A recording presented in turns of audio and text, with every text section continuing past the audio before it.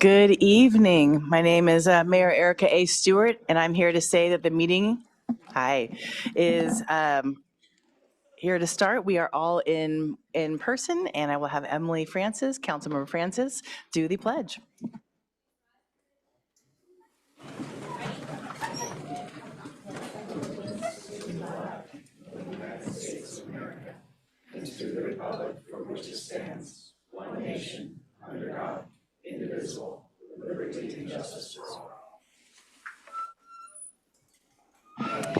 Thank you, Councilmember Francis. So today is a special meeting, so we will only be having public comments about items that are on this agenda. I know typically we have a city council meeting and we have items that are not on the agenda, but that is not today. First, we will have a presentation from Cal Poly regarding enrollment, housing, and a few other items. And then we will have a renter protection study session for safe and stable rental housing. Just so you know, this is not a time where we are voting on anything. It's just a study session. And at this, I will also share before we get started, if you support something, please do give us your approval and you're excited and that you love what someone's saying. If you don't love what someone's saying, feel free to give us your thumbs down, but we don't clap or boo in the city council room. Just thought I'd share that since we have a lot of new people in the room. And also, if you'll see these beautiful slips of paper that our city clerk has, that is for public comment. So if you have something you would like to share, please put in a slip so we can count how many hours that we'll be here and go from there. With that, I will introduce Courtney Kenow, Director of Community Relations and Economic Development at Cal Poly.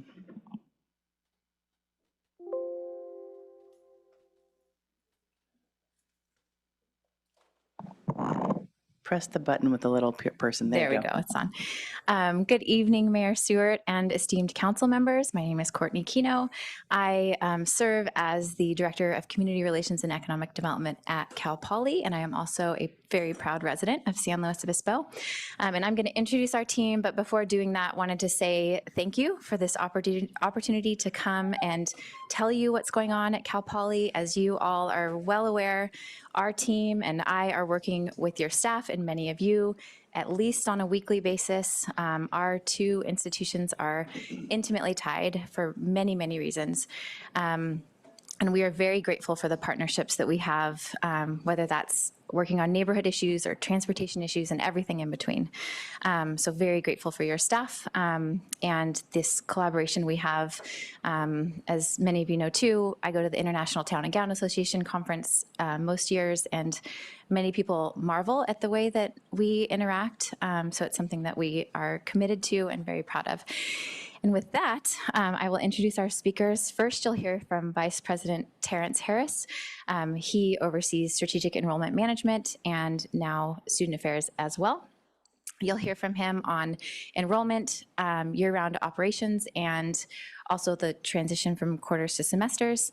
And then you'll hear from Senior Vice President of Administration and Finance, Allison Baird James, who will talk through what we're planning for St. Patrick's Day with Vice President of Facilities Management and Development, Mike McCormick, to talk all about housing, student and faculty and staff housing. So with that, Terrence.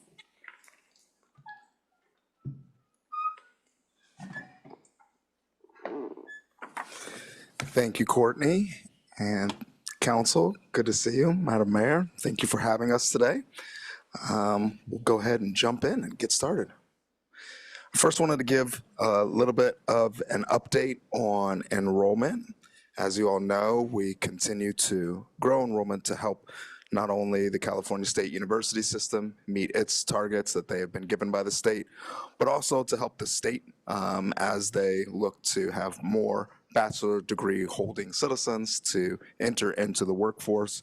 It is an increasingly important area of expectation coming from the state. And we are, as an institution that had last year over 82,000 applications for 6,500 undergraduate spaces, a very in-demand campus, and it is required of us that we continue to grow. This fall, Maybe. Okay. All right. So this fall we are sitting at just over 23,000 students, about 22,300 of those undergraduate students. And there has been the increase is slightly in our undergraduate student body. We'll get to local students next, but a good portion of our growth over time has been our local students. And one of the things that highlights this growth, we did have a slightly larger incoming class, but we also have some of the highest retention rates for public institutions in the country. So at 95% retention rates, it's just a natural part of the occurrence for that growth to continue each year. In terms of that local impact, I just wanted to highlight how much of an advantage it has been for our local students for us to continue to have enrollment growth. So over the last several years, we have, since about 2019, we've nearly doubled the number of incoming students who have graduated from a local high school. So this is not the entire student body, but this is year over year, just looking at our local students. So if you look at 2025 compared to 2019, we have made a concerted effort. Stewardship of place has been something that we've talked about quite a bit, and we've made a concerted effort to make sure that we are not only serving the state, but serving our local region, and our residents have significantly benefited from our enrollment growth over these last few years. I also just wanted to highlight that the top 3 feeder schools remain our local schools: Cuesta, Allen Hancock, and San Luis Obispo High School, or the 3 campuses that sent the largest number of students to Cal Poly for this year. Students who are local students are twice as likely to be admitted to Cal Poly than non-local students. So our overall admission rate is about 30%, just under 30%. Our local students are admitted at just over 60%. When you look at the transfer student population, that number is even greater. It's about 65% admission rate for our local students applying at the transfer level, compared to a 20% overall transfer admission rate. So again, just highlighting that we continue to serve our local students at a very high clip. We've been talking about year-round operations, and really what that means is we are going to be looking for opportunities to enroll students at multiple on-ramps, we call them, and also while doing that, we'll have some high-impact practice opportunities, whether it be co-ops, internships, study abroad, for our students on off terms. And so we may see students that come in during the spring and are here in the spring and the summer, but their off term is the fall, where they're participating in some of these high impact practices, or some students that might be here in the fall, off in the spring, and then here again in the summer. This is a way to maximize the use of our campus and continue to meet the needs of the state in terms of enrollment growth, while also maintaining a healthy balance of how many students, the maximum number of students we have on campus at any given time. So trying to be as creative as we can and responsible as we can with our enrollment growth. But again, that demand is so strong that we have to keep pushing.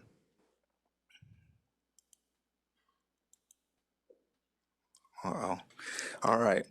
Quarter to semester. I skip one. I don't know how to go back, but oh, with the assist. Thank you. Appreciate that. So this is just further explaining a little bit of what will take place with year-round operations. Important to know that we're not asking our faculty to suddenly teach in all 3 terms. We're not asking our students to attend in all 3 terms. They would have the option to do so. And in fact, some faculty members have expressed how grateful they'll be for the opportunity to have the added income, but it won't be a requirement that somebody is here to teach in all 3 terms. We'll continue to work at balancing the scope of both the enrollment and the faculty engagement there.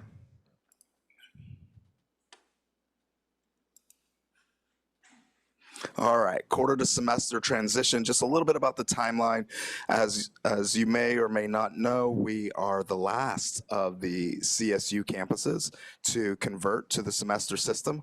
We held out for quite some time, but the need to go to semester is upon us. Fall of 2026 will mark our first fall as a semester campus, and so we'll have a short summer. This upcoming summer.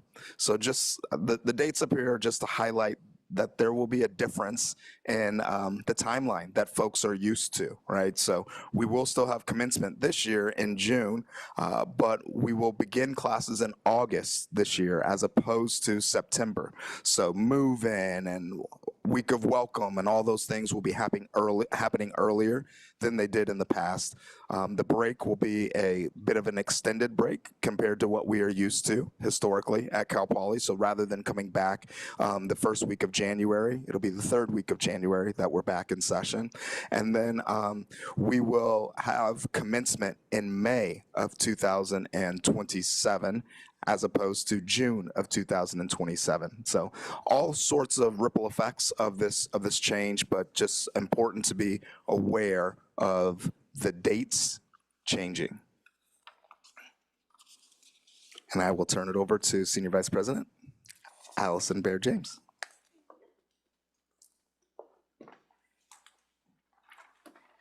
Thank you so much for the opportunity to come speak to you today. So wanted to talk real briefly about St. Patrick's Day because it's coming again. And, you know, we're actively planning for it and making sure it'll be we have an alternative event and it'll be early morning on Saturday, March 14th of 2026. Whitney and I got to spend a lot of time early morning this past year, and I assume we might again. So our goal this year is to provide a safe, positive, and engaging experience for our students, and that really encourages them to celebrate responsibly and in partnership with the community. So we are planning in collaboration with our student leaders, which includes the Associated Students, the Interfraternity Council, and other student organizations on this event in particular, on how it will be. It will be a concert/festival kind of layout, and we are designing it to accommodate more students than we did this past time, contingent on fire marshal and other approvals that we have to get. We're also coordinating with the city, law enforcement, community partners to ensure alignment and make sure that we're proactively planning, particularly on the safety piece of this. You know, that really is our top priority, and we continue to focus on prevention, education, and early engagement with them. We're really looking at what were the lessons from last year and what could we do to improve upon things and where were the successes there so that we make sure that we continue to do those. We will, in the university housing, have a no guest policy in the residence halls that are strictly enforced, just as we did last year. We'll be working very closely with the police here and the police and the sheriff's office to make sure that we have adequate support across the city, the county, and the campus. We'll also have a safe observation site for intoxicated student care, which we had last year also. We really think that in partnership with the city, we were able to have some significant successes last year, and we hope to have them again. We were able to reduce citations by 75%. We had 76% fewer student conduct cases. We had 60% fewer medical transports, and the vandalism was dropped to nearly zero. So, and that really is because of the partnership we were able to have with all of you. So our next steps, as we've got continued planning, there'll be continued meetings and reaching out to really create the details of how we're going to make this a successful event this time. So that's that. Okay, so university housing, I wanted to speak a little bit to that too. And right now we support 8,800 residents on the campus, which is up from last year. Let's see, gotta get to my notes. Yes, so we had 8,600 last year. So we've had an increase of, and that's primarily first years, but we also have transfers, we have continuing students, and of course the resident advisors that are included there. So beginning with fall of 2026, incoming cohort, all first and second year students will be required to live on campus for 2 years.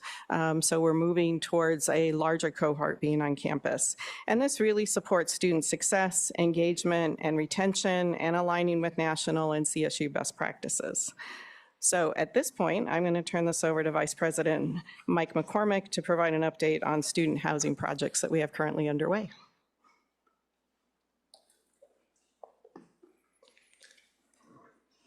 Thank you, and thank you for taking the time to listen to our update.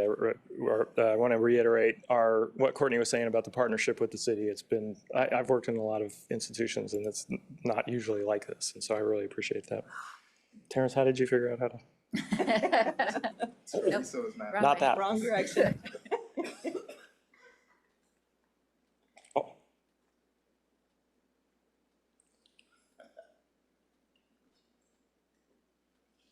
One more. One more. Oh. There. Please. Sorry. So I'm Mike McCormick. I'm the Vice President for Facilities Management, but I always like to say my job is to build infrastructure so that the growth that Terrence has talked about doesn't impact the community. And the first place that we're looking at doing that, of course, is in student housing. And so we are moving forward with the student housing program that we've talked about before. We're in somewhere between 3,500 and 4,000 new beds will be coming online over the next 5 to 6 years. We will have, that's probably going to be 6 or 7 buildings, and I can talk a little bit about why I can't tell you 6 or 7.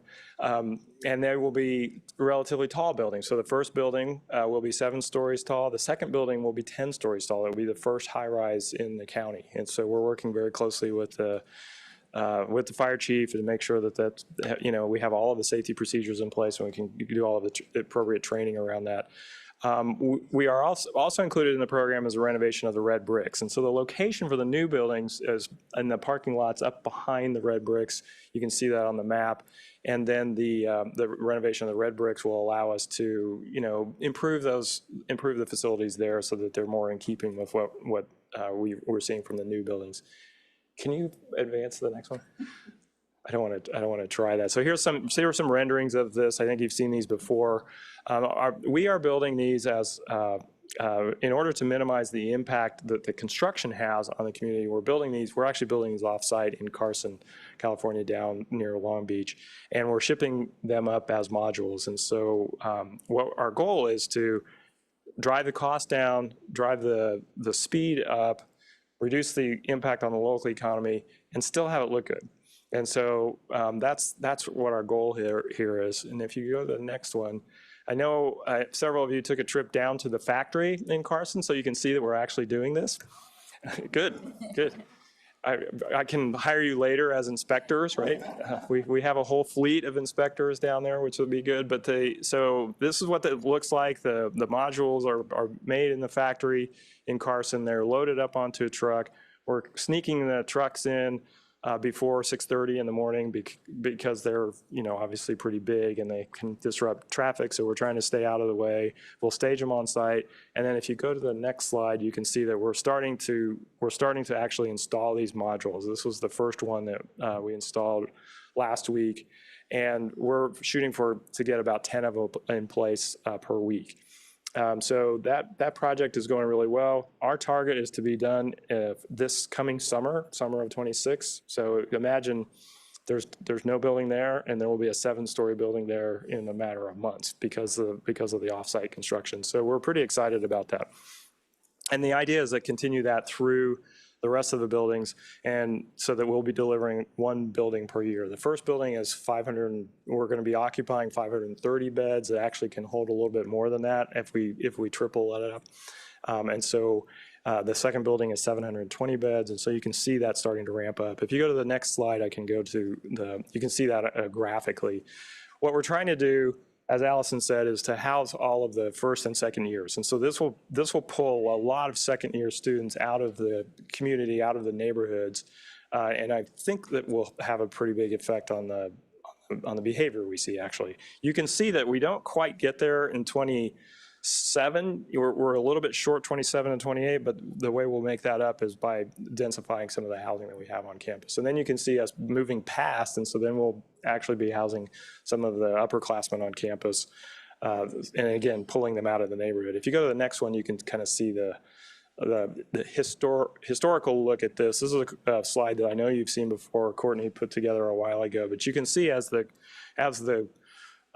growth of the campus, which is the green bars, as the growth of the campus kind of goes almost in a straight line. And I always marvel at Terrence's staff and the way that they can literally have that be a straight line. It's a very unpredictable business he's in, and it's amazing to see it tracking exactly like that. And you can see that the dotted line represents the number of students who are living in the community. And you can see that that's dropping off, and will continue to drop off as we move forward with the housing program. To support the housing program, we are also dealing with infrastructure. We're building a 2 million gallon reservoir. As you know, our water comes from the Whale Rock Reservoir, goes through the city treatment plant, and now we'll have a much bigger reservoir so that we can reduce all of the spikes that we were getting in terms of the pumping up to the reservoir. We're also this summer going to be completing the water reclamation facility. So we have that under construction now. And so what that will do is we'll route a lot of our sewage to the water reclamation facility. We'll use that for irrigation, which will reduce our water usage by about 30%. We'll gradually still feed the city, and as the university continues to grow, the city will still receive some of the sewage, but we'll be taking care of an awful lot of it on site and reclaiming it. The next slide shows the last piece of the puzzle is really the faculty and staff housing, right? So as we grow the student body, we're also growing the number of faculty that are here. So this project is under construction. Vista Meadows is right on the corner of Slack and Grand. We're just about, literally next week, you'll start to see some of the houses go vertical on Slack Street. So we're starting on Slack Street, and we will actually be putting houses up for sale in February. So you'll see that starting to come. So by the summer of 26, we will be done with this neighborhood, and hopefully we'll have sold all the houses to incoming faculty. We have a program that we're actually have a lottery for people who live in Baya, Montana, who want to upgrade out of the townhouse into a single family house. They can do that, and that will free up some lower cost housing in case some of the incoming faculty would rather have that lower cost housing in Baya, Montana. So that way we can provide a combination of the two. Next, I think that's it, right? Oh, the other piece of faculty and staff housing, and you guys are well aware of this, is we purchased the Harvest Lofts. These are very small apartments, and it's really intended to be a landing spot for faculty as they come to campus and try to work their way into the real estate market. These are not quite full yet, but they're getting there, and so it's turning out to be a really good advantage for us in terms of having assisting faculty as they come to town. And I think, is there one more slide? I'm sorry. And this slide really just says, we're not done. Faculty and staff housing is one that, it's 35 units that we're building on Slack and Grand. We have 120 units in the Harvest Lofts. We have 70 units at Baya, Montana. There's a lot more demand for that, and especially as we continue to grow. So we're kind of turning over every rock that we can to assist with faculty housing and to make sure that more housing is produced. Whether we do that or whether we're enabling others to do that, the goal is to really make sure that we're stay focused on this issue as a potential barrier for people coming to town. I'm hoping that's the last slide, because I don't have anything else to say. Thank you. Thank you. Well, if you want to just stay up, Mike, my first question will be for you, so we'll just go from there. I know that a lot of community members have brought up the conversation around Greek Row. Has happened again and again, and there's been a comment that, well, that's not happening. And so I think community members would love to know, like, why did that drop off the master plan? And is that going to be brought back up again in the future? When does the next master plan get upgraded or updated or redone for the next version? Yeah, I guess I would characterize it differently than that. I think our focus right now is to get as many students off out of the neighborhoods and back onto campus as possible. Within that, we're looking at lots of opportunities for specialty housing, whether it's Greeks or other specialty housing that would allow us to pull people out of the neighborhood. So it's not that we are unlikely. In fact, we're very unlikely to build little tiny fraternity houses all right next to each other. Right? That's unlikely to be the solution. But as we build a lot of housing and try to get as many students, and really try to do this in mass and try to get as many students out of the neighborhood as possible, there's lots of opportunities that we're exploring for some specialty housing. In terms of the timing of the next master plan, that was kind of a secondary question in there. Our master plan, we're right on track in terms of our schedule and in terms of what's included in the master plan. So by 2030, we will hit the population numbers that we were striving for. We'll hit the kind of infrastructure numbers that we're striving for. And so before 2030, we'll want to have a new master plan in place. But it's not like we're going to be talking about this next week, unless you really want to. No, thank you. No, thank you. And I don't think anyone's thinking tiny homes for the Greek Rose. I mean, looking at 100 plus per organization, they're picturing larger organizations or larger facilities. Councilmember Francis. Yeah, I'll just follow right up on your question there. I think at our hearing last week, it was something we kind of saw come out of that was a demand for event space, gathering spaces, either on campus, off campus, and wondering how that figures into kind of the future plan for Cal Poly. Particularly, we just got word that the Delta Chi is not going to be pursuing their CUP. So where are they going to host their events? Do you want to cover that? I don't want to step on our toes, but we are in fact looking at that as the campus grows. It's not just housing, right? So it's event space, it's places for students to gather. It's how do we feed them? Where do they park? All of those kind of things. So it's a very comprehensive approach we're taking to this. But Terrence, I don't know if you want to follow up with that. Yeah, thank you, Mike. Just to echo what was stated there, we understand the demand from a student perspective as well for what we kind of consider third spaces, and those are spaces outside of the actual room, outside of the classroom. Where can students meet, gather? So through all of our projects, as a part of what we are assessing, we are opening a brand new student success center, which will create an event space as well as space for specific groups on our campus to be housed. But I also think one question that I've heard is about the clubs and organizations and the growth of certain clubs and organizations. And you mentioned 100 students in a chapter, and I think one of the things that we are looking to do is grow the number of organizations that students can be a part of. And I know that it might seem counterintuitive, but the more chapters that we have, the more clubs and organizations that we have on our campus, the more we can spread the number of students out into, so now we're talking about smaller groups of students who are trying to meet together as opposed to these larger groups of students. So the demand is not going to go away. We know that, we recognize that. We continue to make space by being creative with things like the Mustang Business Park that we've had. I will also just say, as a part of this, we think of doing what is best for students and student success alongside of doing what is best for the community and community success. For you all as council members, something that I hope you recognize, we have expertise from other areas, but we also have folks like me. It's not Cal Poly over there and the city over here. This is my city. I was born and raised here. My parents live here. My siblings live here. I care about this community as much as anybody, and I care about the sustainability of this community as much as anybody. And so we truly do want to continue to work in partnership with you all. We have talked extensively with our clubs and organizations about new ways of creating events on campus. Really proud of our team for getting creative examining insurance policies, ed code, and everything else to see what else we can bring to campus. So it's a continued effort from our part.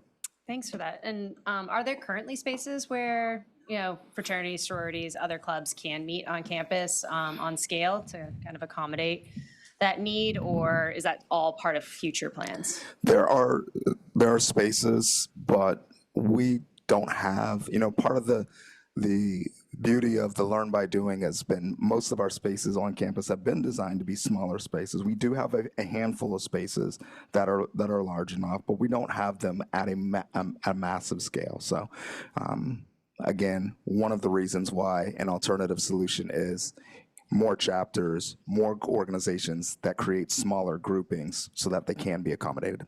Thanks for that. I have a little transition here. I had a question about the anticipated change in summer student population. Obviously, a lot of students already stick around during the summer to do summer courses or just stay in the area. So I'm curious what we should anticipate in the short term, and then kind of what the long-term goal is for what the summer population looks like. If it's going to be kind of a third, normal split like that, or if we kind of anticipate little dips and spikes. Yeah, great question. So one thing that we notice right now is that even though we have really robust enrollment during the summertime, about 80% of the credits being delivered are being delivered virtual. So a lot of students are taking advantage of being elsewhere and taking the virtual course offerings that we have during the summer. We are looking for a residential experience with year-round operations. And eventually, it won't start off this way, but eventually what we hope to get to is more along the lines of 20 to 25% of the students taking this spring and summer track, and 20 to 25% of the students taking this maybe fall and summer track, and 60% of the students who are on the more fall, spring, traditional track. And so overall, you would have, somewhere around 80 to 85% of the student population on campus at any given time, and 40 to 50% of the student population eventually on campus during the summertime. All right. That's going to take time to get to. So we anticipate sort of a slow rollout of that kind of shift in population. I wouldn't call it slow rollout. It's just, it takes time. It takes time to build towards that critical mass. But once we get rolling with our year-round operations, we want the student experience to be one that is robust enough that the students are still having an equitable experience, and we also want to make sure that we're doing what we can to be able to feed students on campus, house them on campus. And so you need the numbers. It's going to take us a few years to get to that critical mass. Yeah, awesome. Thank you. Just two more quick questions. I know you had a graph up that showed this, but I was having trouble getting the numbers quickly enough. Do you know kind of ballpark the number of housing units that Poly has added in the last 10 years on campus? Or whatever time frame maybe you do know? Can we? Yeah, so I'm just going to do some quick math for you. So the Yaki Tutu is about 1,500 beds, and we're adding about 4,000. We're planning to add about 4,000. And so in that kind of 10-year time window, what's that, 5,500, right? So about 1,500 though in the last 10 years, and then what's coming? Yeah, the other thing is we've added, we have also added 1,000 beds in the existing facilities. And so we're tripling, most freshmen are in triples now, where the facilities were really designed for doubles. And so we've added another 1,000 beds on top of the ones that we've built that I just described. So ballpark about 2,500 over the last decade? So far. Awesome. Yes. More to come. The other thing is if you look back 20 years, we have less students living off campus now than we did 20 years ago. Yeah. So it's significant growth over that time in terms of housing more students than we have enrolled. Also excited to see that beds are going to outstrip enrollment growth. I think 2 years ago we didn't see that on the graph, so it was an awesome shift to see that reflected. And just one last question, since you guys are here on a special night for us. I'm curious how rents are calculated on campus, because anecdotally we hear from students that living off campus is a less expensive option, which kind of incentivizes them wanting to get off campus. I don't know how that actually works out, but I'm curious how rents are set on campus. So I talk about housing a lot, and I hear that anecdote all the time, but our data does not support that. Oh. Our data is telling us that we're actually below the market average. And now that doesn't mean we're competing with, 6 students in a former garage or something like that. But what it does mean is that as we look at the legitimate off-campus apartments, we're actually underneath them.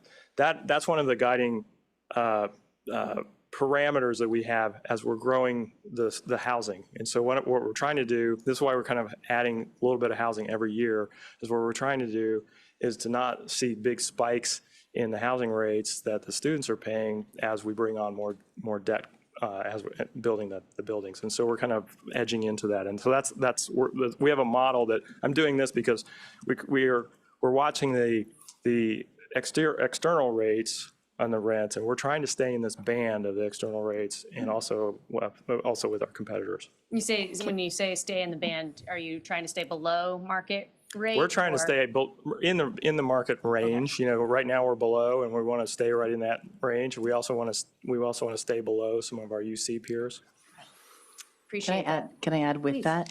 I often hear that same answer, but then the students will say, but when you tie in meals and what we're required to pay for meals on campus, then it makes it more expensive to live on campus versus off. So that's just a little to take back with you. And that actually wraps up my questions for the night. And thank you all so much for bringing all this information to us. Thank you. Thank you, Vice Mayor Shorsman. Thanks. Mine is a comment and a question. I guess the comment is before you sit down, Terrence. The comment is a general thank you from the community for gradually increasing the enrollment of local students. I think that Cal Poly has become a real option a real safe option for local students, and it hasn't always been that way. There was a time when mostly local students couldn't get into Cal Poly, and it was even more a campus where people traveled to than it is now. And now I know that there are many, many SLO high school graduates in particular that are attending Cal Poly and living in the dorms, even though their homes are right down the street. So thank you for that. And then the other, thank you, Councilmember Francis, for the questions about fraternities and organizations and where they can hold events, because we hear that time and again, that one of the incentives for having the large houses and apartment complexes and fraternity become fraternities in the neighborhoods is that they need a place to have their meetings, and there aren't enough spaces on campus. So that makes the draw even more appealing to move into the neighborhoods, and that's what is mostly the disruptive force in the neighborhoods. It's the parties and the gatherings more than just the students living there in the neighborhood. So appreciate that you all are working on that. And then my other question is about housing and the pace at which it's being built. I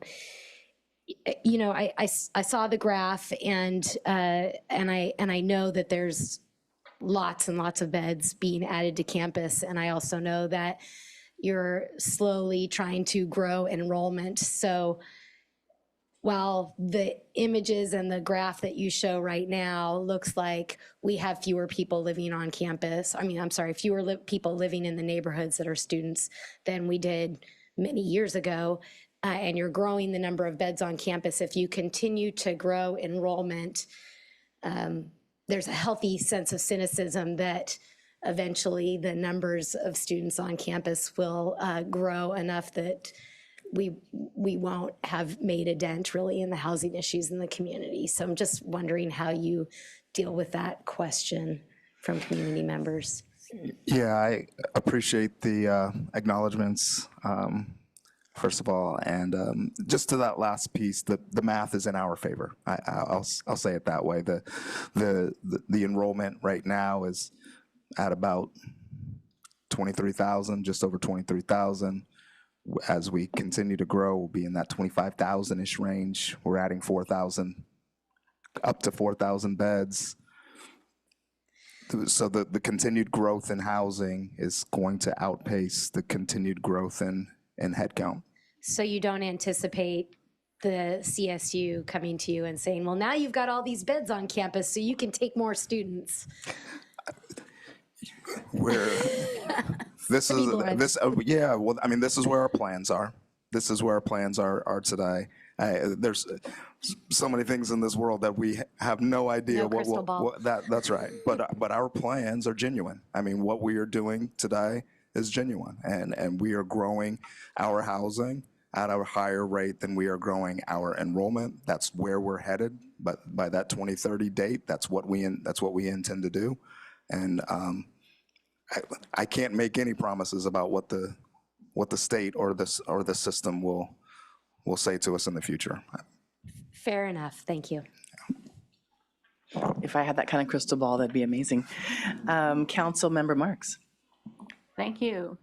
Yeah, I had just a question tonight. We have a number of, because we're going to be talking about tenant protections next. So we have a number of landlords and realtors in the audience tonight.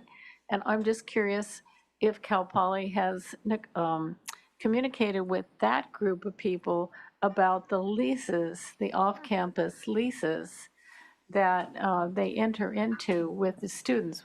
They're pretty much, in the past, my understanding, based around the quarter systems. Now you're moving the dates and all that, and it probably will have some kind of effect on the leasing of the off-campus housing. So I'm just curious, are you guys communicating with that sector of the population? Yes. So we have a really incredible group of student leaders this year, and that's one of their top charges in advocacy, to be having some of these conversations. We also, Cal Poly has a staff member that is committed to off-campus housing, to helping students know what opportunities are out there to go through the Educated Renter Certificate program, all of those things. And part of her job as well is to be communicating. She's already has planned a number of meetings and convenings for landlords, property owners, to talk exactly about this because of the shifts that we're going to see this coming fall, and how those leases have to shift, but also with year-round operations, talking about opportunities to sublease in ways that historically maybe we haven't had to as much because of that in and out. And so there are lots of conversations that we're gearing up and having around that topic. Thank you. Yeah, and this is probably a somewhat off-the-wall question, but there is a big need for a party space, an event space. And there obviously is a demand among the students to have these giant parties that where a lot of people get together and dance and drink and have a really good time. And I'm wondering if there's a chance that Cal Poly could have like a party house or two for the fraternities and the sororities, because there's a real need for that. Obviously, I mean, we're having to deal with the fallout from the long-term residents, but Cal Poly's, you know, I just am curious if that's a student need that you're considering. Thank you for that question. I think we will continue to consider what type of third spaces make sense for our campus and for our students. And again, we're aware that the need for additional spaces on campus is prevalent. I don't think we'll ever call anything a party place, but something that we're aware of. Okay, thanks. I'm kind of giving you a hard time, sorry. It's all right. You're allowed to. Okay, thank Can you. I also say that there is, with some changes at Spano Stadium, and there is a effort to have more events for students on campus. we recently held a, DMR, what is the, anyway, EDM concert at Spanos and things like that, that we know, like, okay, I'm 42. It's like not the music I'm listening to, but listening to the students and what they want and what kind of activities they want to be a part of and events. And so trying to listen to them, to what they need, and start to do more of that programming.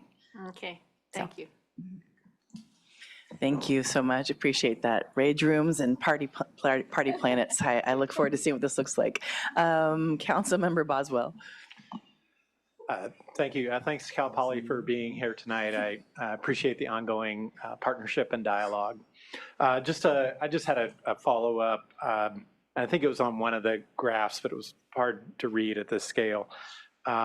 Just can you remind us what is the ultimate, or I guess it's the 2030 enrollment target, and does that include maritime students who are not physically on our campus? Right. What you saw was not inclusive of the Maritime campus. That's considered separate. Also not inclusive of what we're considering with the growth of our 2+2 programs or pathway programs that we've established, first with Allen Hancock College and then with Cuesta as well. So. And what's the 2030 enrollment target for on-campus? Around 25,000. Okay, great. Thank you. That's all I have. Thank you. Just a couple more questions. So as I looked at the one slide of the new calendar year, I think it was slide 7. So would WOW and move-in be about a week before August 24th then, like it typically is? So for 2026, we anticipate things will be follow roughly the same type of pattern as it has in the past, but we are thinking as we enter this year-round phase of enrollment, we're thinking creatively about how we might get to the next evolution of all of the services that we provide, which include the orientation programs and commencement ceremonies, all those type of things. So, but for 2026, yeah, we expect to have a very similar week prior engagement. Got it. Thank you. I was wondering how that was going to work with the year-round year-round calendar, so you kind of shared that answer already. And then, I know that we've talked already tonight about the off-campus housing certificate. I will say, based on our next topic on our agenda, I have received more emails of students who wish they understood their rights and responsibilities and the landlord's rights and responsibilities as tenants. So I'm just wondering, is there a plan to increase the certificate program beyond the first year? Because it seems as though it's kind of the first year, get the certificate, move out, but then maybe the second or third year they've moved from Mustang Village or previously known as Center Glen. I can't remember the new name.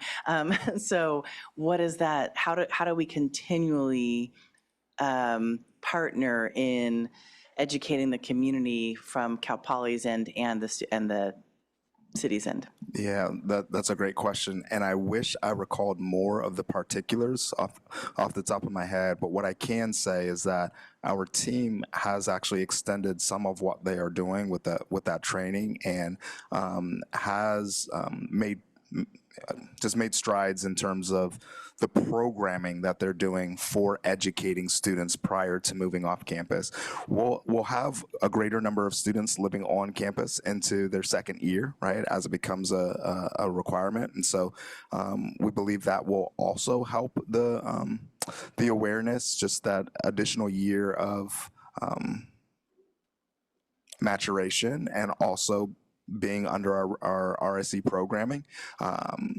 But there has been an explicit effort to increase the training, the educational piece for students prior to moving off campus. And again, I don't remember all the particulars off the top of my head.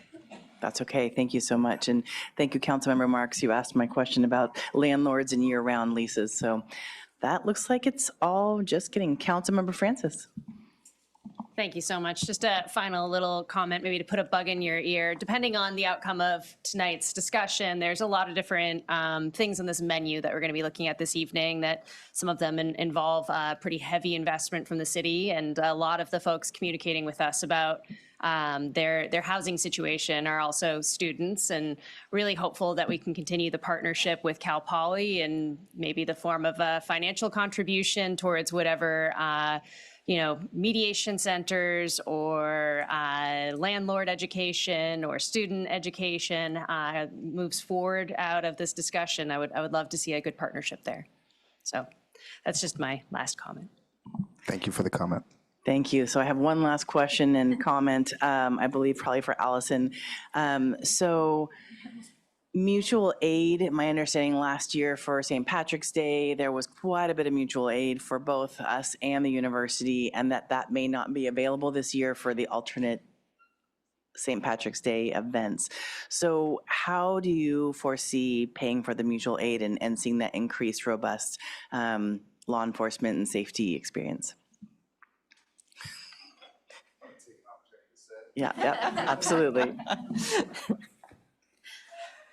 So I think for mutual aid, we still expect to have some mutual aid. I do know that, it's possible we'll have to pay for more of that. We're right in the process now of budgeting on how we're going to make sure that we've got the funds to do both the alternative event and that sort of gives people something else to go do. And then the safety side of it, which is for those that don't choose to do something safe, how do we work through that? So we're in the process of budgeting that now.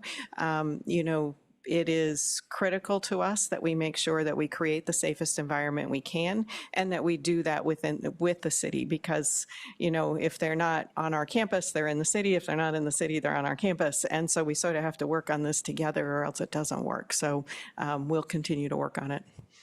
Absolutely, on working together. Thank you. Last thing, as far as the wastewater reclamation facility for Cal Poly, can you remind me of the date of when that would open? That'll be open this summer. And This so summer, okay. we'll do, a ribbon cutting, trying to talk to the president and having a little sip, but that's probably not the safest thing. But that'll be in the fall that we actually kind of open it up officially. Got it. Thank you. I look forward to seeing that. Reminds me of another show. Anyway, I guess this one last probably is a comment more than a question, but there's a lot of Cal Poly that's not air conditioned. So as you go to year round, I'm really curious how you will keep the public health and safety of the environment for the students as we go forward. That is a great question. And so you probably are aware that most of the buildings, all of the buildings that we're building now are air conditioned, including the residence halls that we're building. So those large buildings will be air conditioned. So we are kind of actively looking for opportunity to renovate the existing facilities as they come along. It's one of our big plans of how are we accommodating the growth that we have without huge capital expenditures. And so the move to Mustang Business Park by a lot of our administrators, we were able to capture 2,000 FTE capacity in classrooms. And so as we renovate some of those, we have the opportunity to take care of some of the HVAC. Got it. Thank you. Well, with that, I don't see any other questions from my colleagues, and I just want to say thank you so much for coming and sharing the future changes for Cal Poly, and I'm sure we'll receive more emails and questions from the community, and we'll pass them on from there. Thank you so much. So with that, we will move on to our main topic of this special meeting, which is renter protections, a study session. And with that, if you have any public comment you'd like to provide, there are some yellow slips of paper that our city clerk has. If you would still like to provide a comment and have not turned in a slip, this is the moment. We tally them up and figure out how many comments there are and identify how many minutes each person gets. So please let us know, because there will be a point that I close off the public comment. So with that, we'll do a little slideshow change, and we have in front of us Teresa McClish and David Armini, a housing coordinator and principal planner. Thank you so much for being here.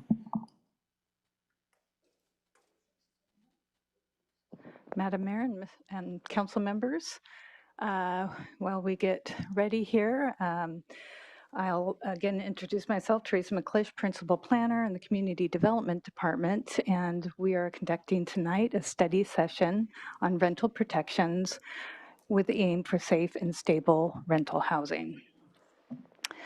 Tonight's presentation is for council to receive the information and conduct the study session on rental housing and rental protections, including existing protections, as well as options to establish programs and policies that promote better, safe, and stable housing.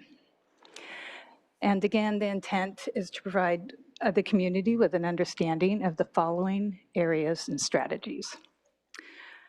The key issues identified by community stakeholders regarding renter protections, statistics relating to the city's housing stock and demographic information regarding renter households in the city, a comprehensive overview of existing renter protections under state law, particularly the provisions of the Tenant Protection Act, an overview of the city's mobile home park rent stabilization ordinance, and an evaluation of potential policies, programs, and resources to strengthen city renter protections, including the following: rental registry, adoption of local just cause eviction protections, local rent stabilization, smoke-free multifamily housing, renter and landlord education programs, mediation and legal resources for landlords and tenants, direct rental assistance to households facing evictions, safe housing checklists or rights and responsibilities guide for tenants and landlords. Tonight's study session satisfies our major city goal of housing and neighborhood livability, particularly within Strategy 3. And this is to ensure housing is safe, healthy, affordable, while facilitating stronger protections for renters. And specifically Goal 3B, which is to have this study session this evening. And this is based on the public memorandum of renter protections published last year. And we would like to receive direction on items for further consideration and development. And additionally, the city's general plan, 6-cycle housing element, includes various policies and programs relating to renter protections with a vision for more safe and stable rental housing market. And in anticipation of the study session, staff conducted targeted outreach to a variety of stakeholders who were generous in giving time to discuss with us rental protection topics with staff, including the entities listed on the slide above.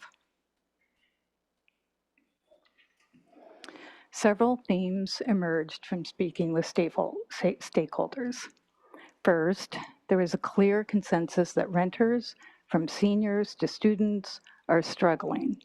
They're struggling to pay rent, and they are sharing units and space to make housing sustainable.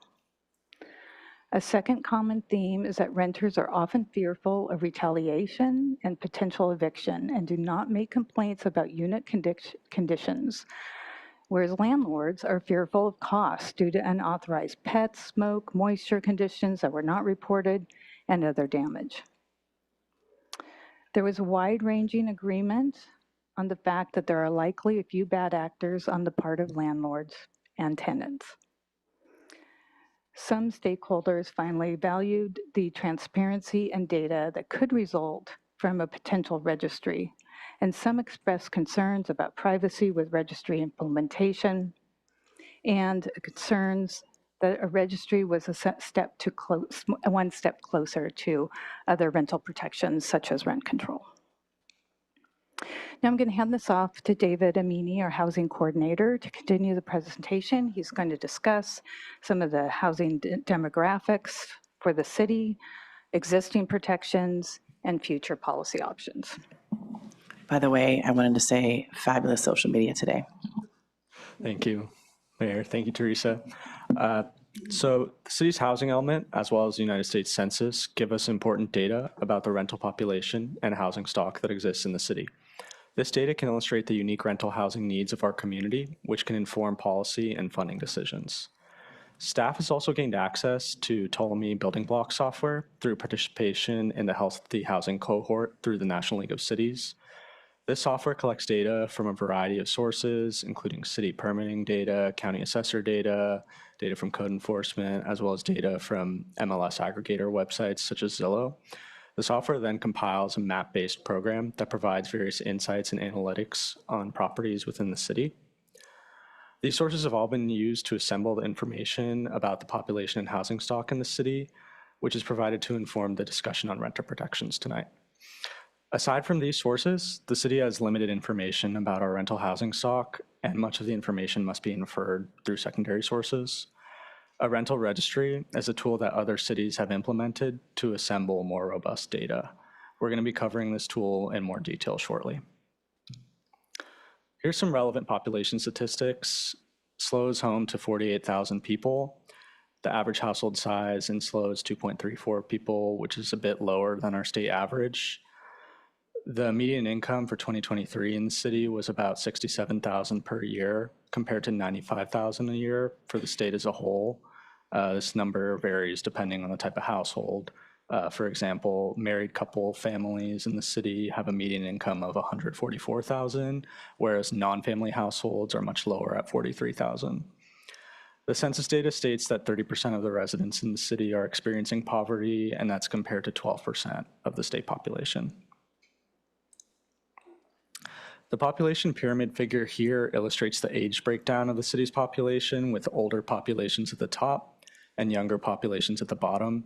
Traditionally, population pyramids are generally larger at the bottom and smaller at the top, more like a pyramid shape. However, the city's pyramid is heavily skewed due to the high student population. As you can see, there's a significant number of 20 to 24-year-olds in the city. This is an important distinction to make for the city's rental housing market when discussing further tools for rental protections.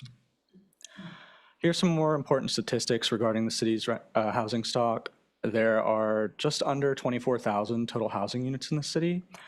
5% of the city's housing stock is in mobile homes. Just over half of the city's housing stock is in single-family structures, that's attached or detached single-family homes. And just over 40% of the city's housing stock is in multifamily structures or structures that have 2 or more units. And also here we have a breakdown of the different unit sizes in the city.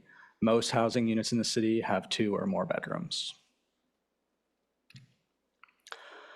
So according to data from the Ptolemy building block software, 69% of single-family attached or detached housing units in the city are owned by individuals and not businesses. Of the business-owned homes, the majority are owned by LLCs and partnerships. Only 2% of all single-family housing units were owned by a corporation. This is important, and this means that 98% of single-family homes in the city are likely exempt from the provisions of the State Tenant Protection Act due to being owned by individuals, partnerships, and LLCs without corporate members. Additionally, housing units built within the last 15 years are also exempt from the Tenant Protection Act. So when putting all this data together, our staff estimate is that about 64% of all housing units in the city are likely exempt from the protections of the State Tenant Protection Act, which we'll get into more shortly. So 62% of households in SLO are renters, with 38% being homeowners. By comparison, California as a whole has a homeownership rate of 56%. The average rent in the city, according to Zillow, is $2,625 per month, and that's about 6% lower than the state's current average. Over 55% of renter households in the city are cost burdened, meaning they pay more than 30% of their income towards their rent, and over 30% of renter households are considered severely cost burdened, meaning they pay over 50% of their income towards rent. So now we're going to move on to discuss the existing protections in place for city renters. So AB 1482, or the Tenant Protection Act, was adopted in 2019 and went into effect in January of 2020.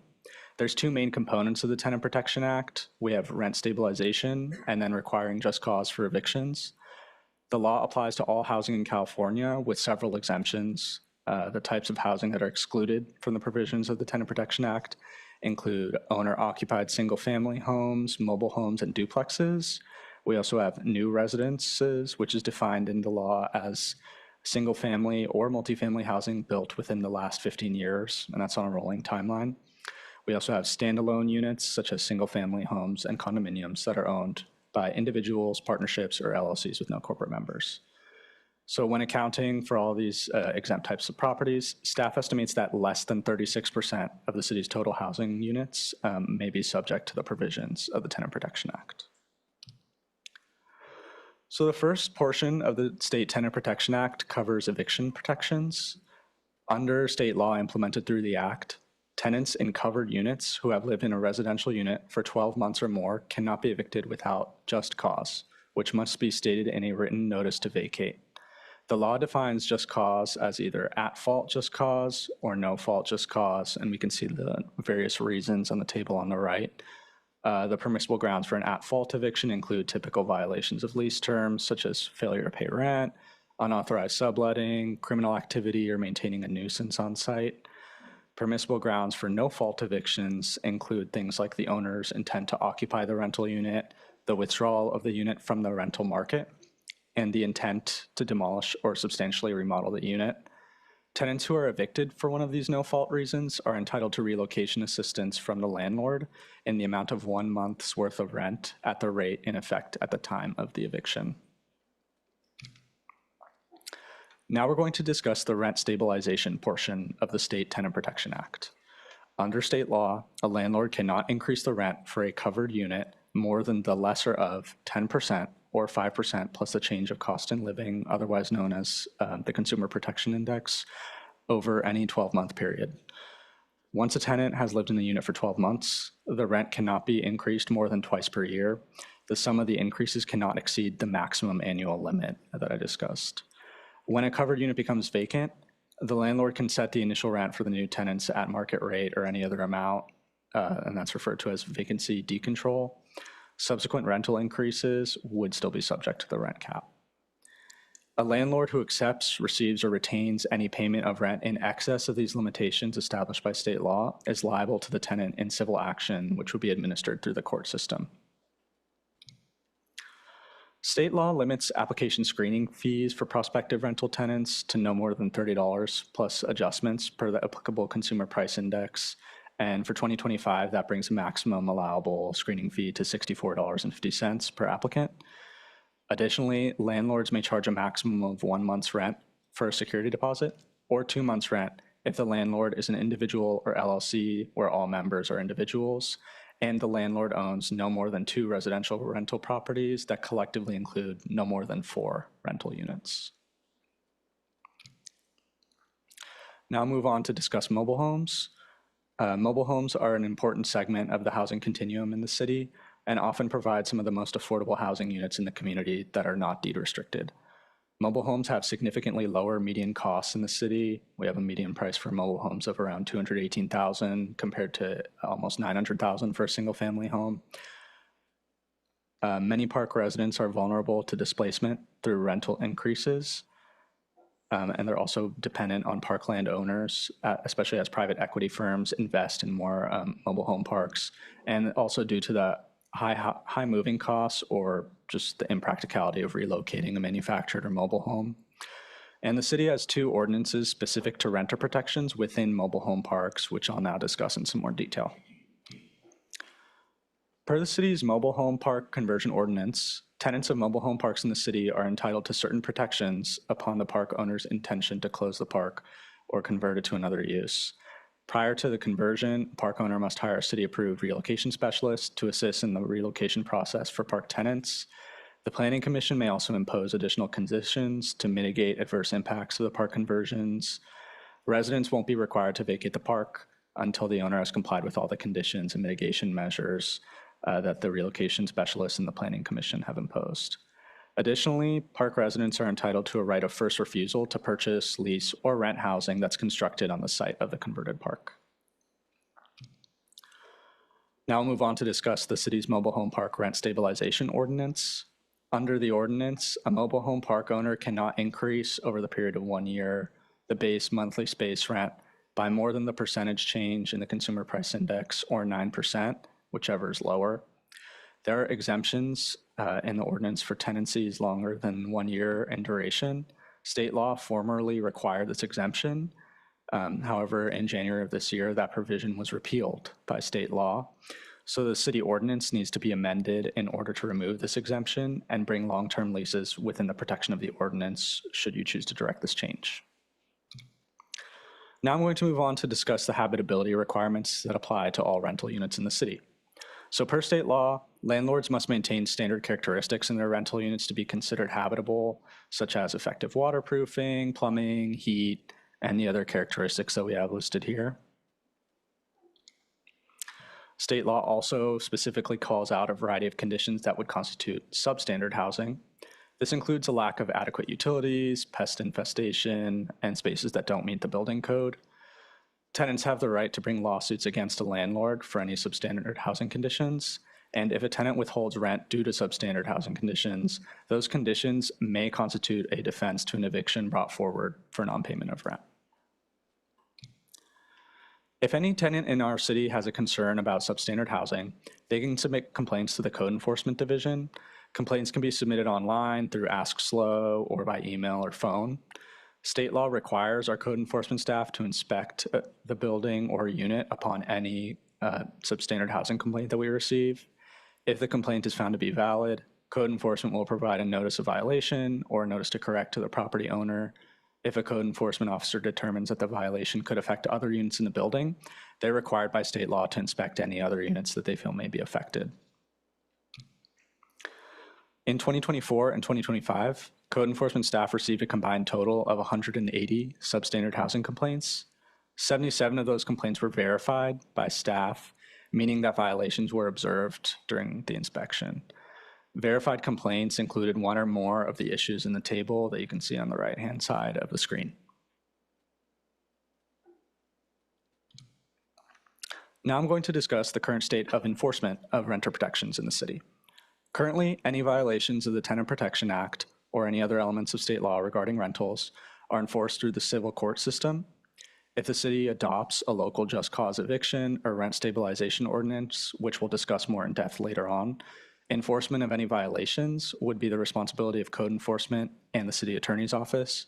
This would require significant additional staffing resources and legal support. Now we'll move on to discuss potential policies, programs, and resources for further renter protections in the city. The first potential program we'll cover is a rental registry. The city has very few data sources regarding rental housing. In an effort to understand more about their rental housing stock, many cities across the state have implemented rental registries. A rental registry is a database of all rental housing units in the city. Typically, there's an annual registration component, and most registries are created through a software-based program. The data from a rental registry could inform future land use decisions, also inform our upcoming housing element, and inform future city policies and programs relating to rental housing. The city is conducting a study session in February of next year that will explore this tool in greater detail. The information collected in a rental registry could include any of the following pieces of information, including owner information, the rent amount, as well as basic property characteristics like the age, the number of units, bedroom counts, and square footages. It's important to note that if council were to direct the establishment of a rental registry, staff would not recommend that all information collected be made public. Publicly disclosing all collected information may lead to unnecessary intrusion upon the privacy of both tenants and/or property owners. Legal protections could be instituted to ensure that certain collected data remains confidential. In discussion with other cities that have implemented a rental registry, we received several process recommendations to ensure success of this tool, should council decide to move forward. These included the following: robust levels of community engagement, providing multiple opportunities for the community to provide feedback and understand the potential impacts and requirements of a rental registry. We also have staff capacity building and training well ahead of registry implementation. The additional staffing resources required to implement a registry are a significant cost. They also recommended a long rollout process of the rental registry of up to a year or more in order to give the community ample time to voluntarily provide information. We also received a recommendation to conduct community workshops and office hours with staff to assist property owners with signing up for the rental registry. The final recommendation was to keep the rental registry rollout sequenced separately from implementation of other rental protection strategies, and that's in order to simplify compliance for the community and to preserve staffing resources. Through outreach to stakeholders and community groups on the topic of rental registries, the following concerns were identified. There were concerns regarding the privacy of information collected, especially if there's a public-facing component of the rental registry, concerns regarding the accuracy of information collected from property owners. There were also concerns regarding the delays in collecting information due to communication barriers between property owners, managers, and tenants. There was concern for the potential for rental registry fees to be passed on to tenants and thereby increase housing costs. And finally, there were concerns regarding non-compliance from property owners, which could lead to an ineffective registration rate of a potential rental registry.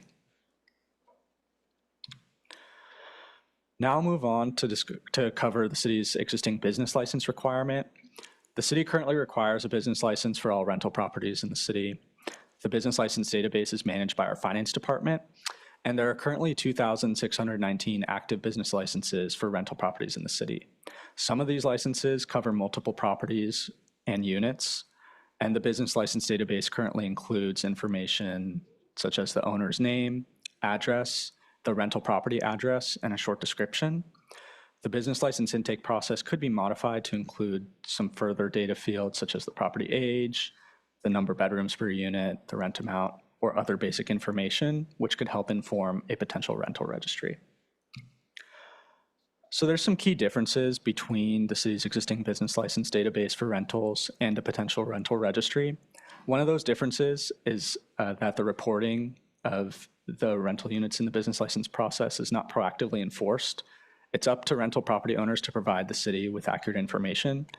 A potential registry would include research by the city to attempt to identify all rental properties and a rollout process where outreach is conducted to all property owners, informing them of their requirement to register, plus a possible enforcement or penalty structure for failure to register their properties. Another key difference between the existing business license database and a potential rental registry is that the business license database is simply a spreadsheet of information. A potential registry could employ a software-based solution that would have a map-based interface with property-specific information, as well as it could be able to provide important data-backed insights, such as neighborhood-specific rent trends, a breakdown of the different landlord types, such as corporate versus private ownership, as well as tenant information, possibly the breakdown of students versus families in a particular neighborhood. And the data and insights that would be provided through a rental registry could inform future land use planning decisions or housing element and future policy decisions regarding rental housing. Staff estimates a medium resource need to implement a rental registry. This estimate's based upon staffing and software costs that we receive from similar sized jurisdictions. There would be a high staffing need in the initial years to develop the framework of the registry, establish the code requirements for registration, and conduct community outreach to ensure the program's success. Staff from other jurisdictions expressed that increased costs were incurred as a direct result of not providing enough education and outreach, as well as the implementation of a rental registry concurrently with other policies such as rent stabilization, eviction protections, inspection programs. Basically doing all of those at once incurred significant additional costs and time for staff. And like I mentioned, we have a rental registry study session that's tentatively scheduled for February of next year to conduct and present further research regarding this tool to council. Staff anticipates providing a more detailed analysis of the various registry options that are available, as well as more information about the resources that would be needed to establish a registry at that upcoming study session. Now we'll move on to discuss the next potential policy for your consideration, and that is the adoption of local just cause eviction protections. Just cause eviction protections are one of the main components of the State Tenant Protection Act. Cities such as Oxnard, Ojai, Pomona, and others have implemented their own local just cause eviction ordinances, and these are intended to supplement the eviction protections that are provided by state law. Local ordinances can provide more clear and robust criteria for evictions. They can also make regulations locally enforceable under the City Municipal Code. A local ordinance to adopt a just cause eviction protections could include any of the following elements, such as ensuring the permanent eviction protections beyond the Tenant Protection Act's current sunset scheduled for 2030, also extending eviction protections to tenancies that are shorter than 12 months, extending just cause eviction protections to all housing types in the city beyond units that are covered by the Tenant Protection Act, as well as establishing additional protections related to just cause evictions. I'll be explaining more in depth about each of these elements. The city's received comments from interested parties and stakeholders that they would like the city to adopt the current State Tenant Protection Act locally to ensure that the protections are still in place after 2030 when they're set to sunset at the state level. This could ensure that the protections will remain in place after 2030. Although the state could extend the term of the Tenant Protection Act through new legislation, which has been the practice of the state in recent years with other sunsetting housing legislation, it's important to note that when local jurisdictions adopt eviction protections into their local code, it's then the responsibility of the local jurisdiction to enforce the regulations. If the city adopts a just cause eviction ordinance, it could also make violations of the ordinance enforceable under the city's administrative citation procedures, which could include administrative fines and penalties against landlords who attempt to evict their tenants in violation of the ordinance. Additionally, tenants can raise their landlord's failure to comply with the city's requirements as a defense to eviction in court. In order to provide protections to shorter tenancies, the cities could consider a future ordinance imposing existing protections prior to the 12 months that is currently allowed under the State Tenant Protection Act. Under state law, the city may establish a local ordinance that requires landlords to prove just cause for eviction sooner than 12 months into the tenancy. Cities such as Los Angeles and Oceanside apply eviction protections at the expiration point of the original lease or after 6 months of continuous occupancy, whichever comes first. The city's also received comments from interested parties about potentially expanding eviction protections to other types of housing in the city beyond what's currently covered by the Tenant Protection Act. As I mentioned, according to the data that's available to the city staff, less than 36% of the total housing units in the city are covered by the Tenant Protection Act, leaving potentially 64% of units without any protections. Cities such as Oxnard and Oakland have extended eviction protections to single-family homes, but still exempt new housing or owner-occupied housing from the protections. Extending protections to these units would require some significant further legal analysis and evaluation. Currently, the Tenant Protection Act provides various grounds for establishing just cause evictions. We have the at-fault and no-fault reasons, again, identified on the right-hand side of the screen. For units and tenancies covered by the Tenant Protection Act, evictions that don't fall under the permissible just cause definitions are prohibited. The city could choose to provide additional clarity related to just cause evictions and provide additional protections related to evictions, which could include requiring extended notices of termination beyond what's currently required by state law, as well as greater relocation assistance when relocation is required. There also could be a component implementing compliance with the state Ellis Act for multifamily housing units. That's a state law that recognizes a property owner's right to go out of the rental business and allows cities with just cause ordinances to add further requirements to these types of evictions, such as extended notices of termination, relocation assistance, as well as right of first refusal if the units are put back on the market. Currently, landlords in the city do not have to comply with these additional requirements because the Ellis Act only applies to jurisdictions that have a local ordinance implementing the Ellis Act. The resources needed for expansion of eviction protections under the Tenant Protection Act are likely high. If the city adopts any of the above or the aforementioned eviction protections through a local ordinance, significant additional legal support would be needed through the city attorney's office to advise staff in determining a landlord's compliance with the just cause provision, as well as in supporting administrative enforcement and prosecution of violations. The policy changes that I outlined would impact renters, landlords, and property management companies. Therefore, it's important that diverse stakeholders are involved in the policy formulation process. For any policy change, proactive education and outreach is important in the first several years of implementation to ensure that all stakeholders understand the changes. After the new policies are established, significant staffing resources would be needed to field questions from the community, provide legal support to staff, and enforce the local policies. A rental registry could be an important first step in understanding the particular need for further eviction protections in our community.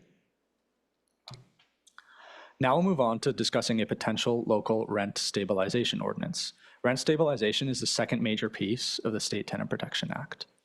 The city could consider expanding rent stabilization beyond the provisions of the Tenant Protection Act. The intent of this policy solution would be to further stabilize rent prices for renters in our community. The city could establish a lower maximum rent increase for properties that are already covered by the Tenant Protection Act. Currently, the maximum allowable rent increase for units covered by the State Tenant Protection Act is a lower of either 10% or 5% plus the applicable consumer price index once per year. The city could define a lower amount of rent increase. For example, Berkeley has a maximum increase for 2025 of 2%. The city of Concord has a maximum increase of 5%. The city cannot expand rent stabilization to housing units beyond those already subject to the State Tenant Protection Act. This is due to the Costa-Hawkins Act of 1995, which limits and restricts cities from enacting local rent control policies. As with local eviction protections, a local rent stabilization ordinance would be a high resource need to staff, as well as cause a high impact to renters, landlords, and property managers. There would again be extensive outreach needed to formulate this policy. The city would also have to create a policy or process where landlords could request rent increases in excess of the allowable limits, as well as allowing tenants to request lower rent than what's permitted. Many cities, such as Santa Barbara, have created a rent board, which is an advisory body to make these decisions and ensure that due process is provided to both tenants and landlords. These processes come at a significant cost and require additional legal support through our city attorney's office. Additionally, there would be the need to establish an enforcement process to create penalties for illegal rent increases. There would be a high staffing need to handle these complaints, as well as a need for enforcement. A rental registry could again provide important data that would inform the effectiveness and specifics of a potential rent stabilization ordinance. Now we'll move on to another potential policy, and that's a smoke-free multifamily housing ordinance. Currently, state law regulates smoking in workplaces, bars, restaurants, and hotels, but not multifamily housing. Some cities in California have filled this gap by implementing ordinances regulating smoking in multifamily housing. A local ordinance could provide protections to multifamily housing tenants from the documented health effects of secondhand smoke from neighboring units. As a first step, a potential rental registry could provide data about which multifamily properties in the city prohibit versus allow smoking, and that could be critical to understanding the need for a multifamily housing smoke-free ordinance. Enforcement of the ordinance would prove challenging. It would be difficult for city staff to prove that a violation has occurred. Staff would need to isolate the unit that smoke is coming from and observe the offending behavior. These challenges are similar to those of the city's existing ordinances that restrict smoking in public. Additionally, there are some equity concerns when it comes to enforcement. An unintended consequence of this potential policy could be increased evictions or possibly increased housing instability for individuals who may violate the policy. Again, there would be a major outreach and education component necessary to successful implementation of this tool. The resource need would be low compared to some of the other policy initiatives that I've discussed in the study session this evening. Moving on, in our discussion with community stakeholders, they all agreed that there's a need for increased landlord and tenant education. The city's code enforcement division has developed outreach materials and information regarding safe housing, and they distribute this to the Cal Poly community at the off-campus housing fair held each year, as well as through investigation of substandard housing complaints. Cal Poly currently offers an educated renter certificate program through their off-campus housing program, and this course provides basic information to student tenants about their rights and responsibilities, how to be a good neighbor, as well as tips on being a competitive applicant for off-campus housing. About 130 students completed the course this past year. The city could collaborate with Cal Poly to expand this training to be available for all community members, as well as expand outreach initiatives, including different language options to make both landlords and tenants aware of this resource. The city could consider collaborating with Cal Poly to develop a landlord-focused course, which could be either a separate resource or it could be incorporated as part of a potential future rental registry. The resource need to implement this program would be comparatively low. Existing code enforcement staff can continue to conduct proactive education as their time and resources allow. A more robust outreach program or any new education programs would require additional time and resources to develop and implement. City staff would possibly be able to lean on community partners such as Cal Poly to support these efforts and programs. Now we'll move on to discuss mediation and legal resources. There are very few sources of legal assistance for landlords and tenants in our community. The SLO Legal Assistance Foundation is a nonprofit that offers no-cost legal assistance to income qualifying tenants. Their staff has identified that there's a high caseload and low staffing levels due to a lack of funding availability. The city also previously funded mediation services through Creative Mediation and SLO Solutions. And these were programs that were offered through Wilshire Home Health and Community Services. Unfortunately, they closed in June of this year. The city is currently actively collaborating with the SLO College of Law, as well as the Monterey College of Law Mediation Center to restart a local mediation program. The SLO Legal Assistance Foundation staff, as well as staff from other jurisdictions, agreed that mediation is a highly effective tool to resolve tenant-landlord disputes without the need to enter the eviction or small claims court processes, which can incur significant legal costs for both landlords and tenants. Additionally, Cal Poly's ASI has contracted with a local attorney to provide free 15-minute legal consultations by appointment to students, faculty, and staff. Additionally, some cities directly fund or provide mediation services and programs. For example, the city of Santa Barbara has a rental housing mediation program with 3 full-time staff and a board of 15 council-appointed community volunteers. The resource need for this the plan mediation program that we're working on with the College of Law is low. There could be additional resource needs if we're establishing a city-ran mediation program or directing additional funding towards mediation programs. Another helpful potential program is direct rental assistance to households that are facing eviction. Rental assistance is often employed to keep households from facing homelessness due to eviction for non-payment of rent. The funding for rental assistance programs typically comes from state, county, and city sources. The city awards funds through our Human Services Grant, which was given to 5 Cities Homeless Coalition's rental assistance program that's now run by CAPSLO, in an amount of $20,000 annually. The city could increase this amount through applying for other state loan programs and grant funds, or could consider providing direct rental assistance from the general fund, such as the City of Monterey's program. The resource impact to the city for providing direct funding to an outside entity for rental assistance would be low, as there would be no city staff responsible for operating the program. Now we'll move on to discuss the Safe Housing Checklist. This is our second to last program that we'll discuss tonight. State law already provides a specific list of substandard housing conditions. The city's got an existing checklist on our website that lists out these conditions.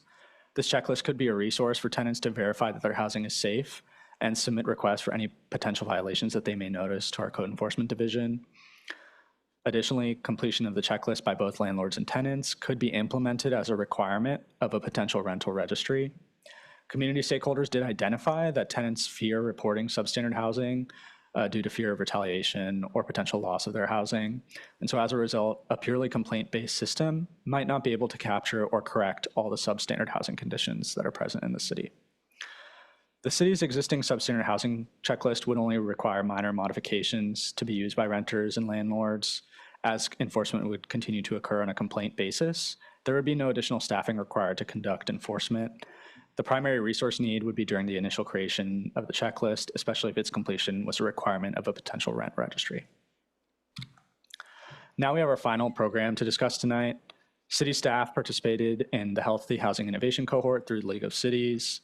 Their project implemented a concierge service that provides mobile home residents with a single point of contact for healthy housing services, and that's through partnerships with the SLO Climate Coalition and CAPSLO, and the program began with manufactured housing. The concierge service began initially through a Department of Energy grant of $400,000. This enabled us to provide weatherization and appliance upgrades for 4 mobile homes.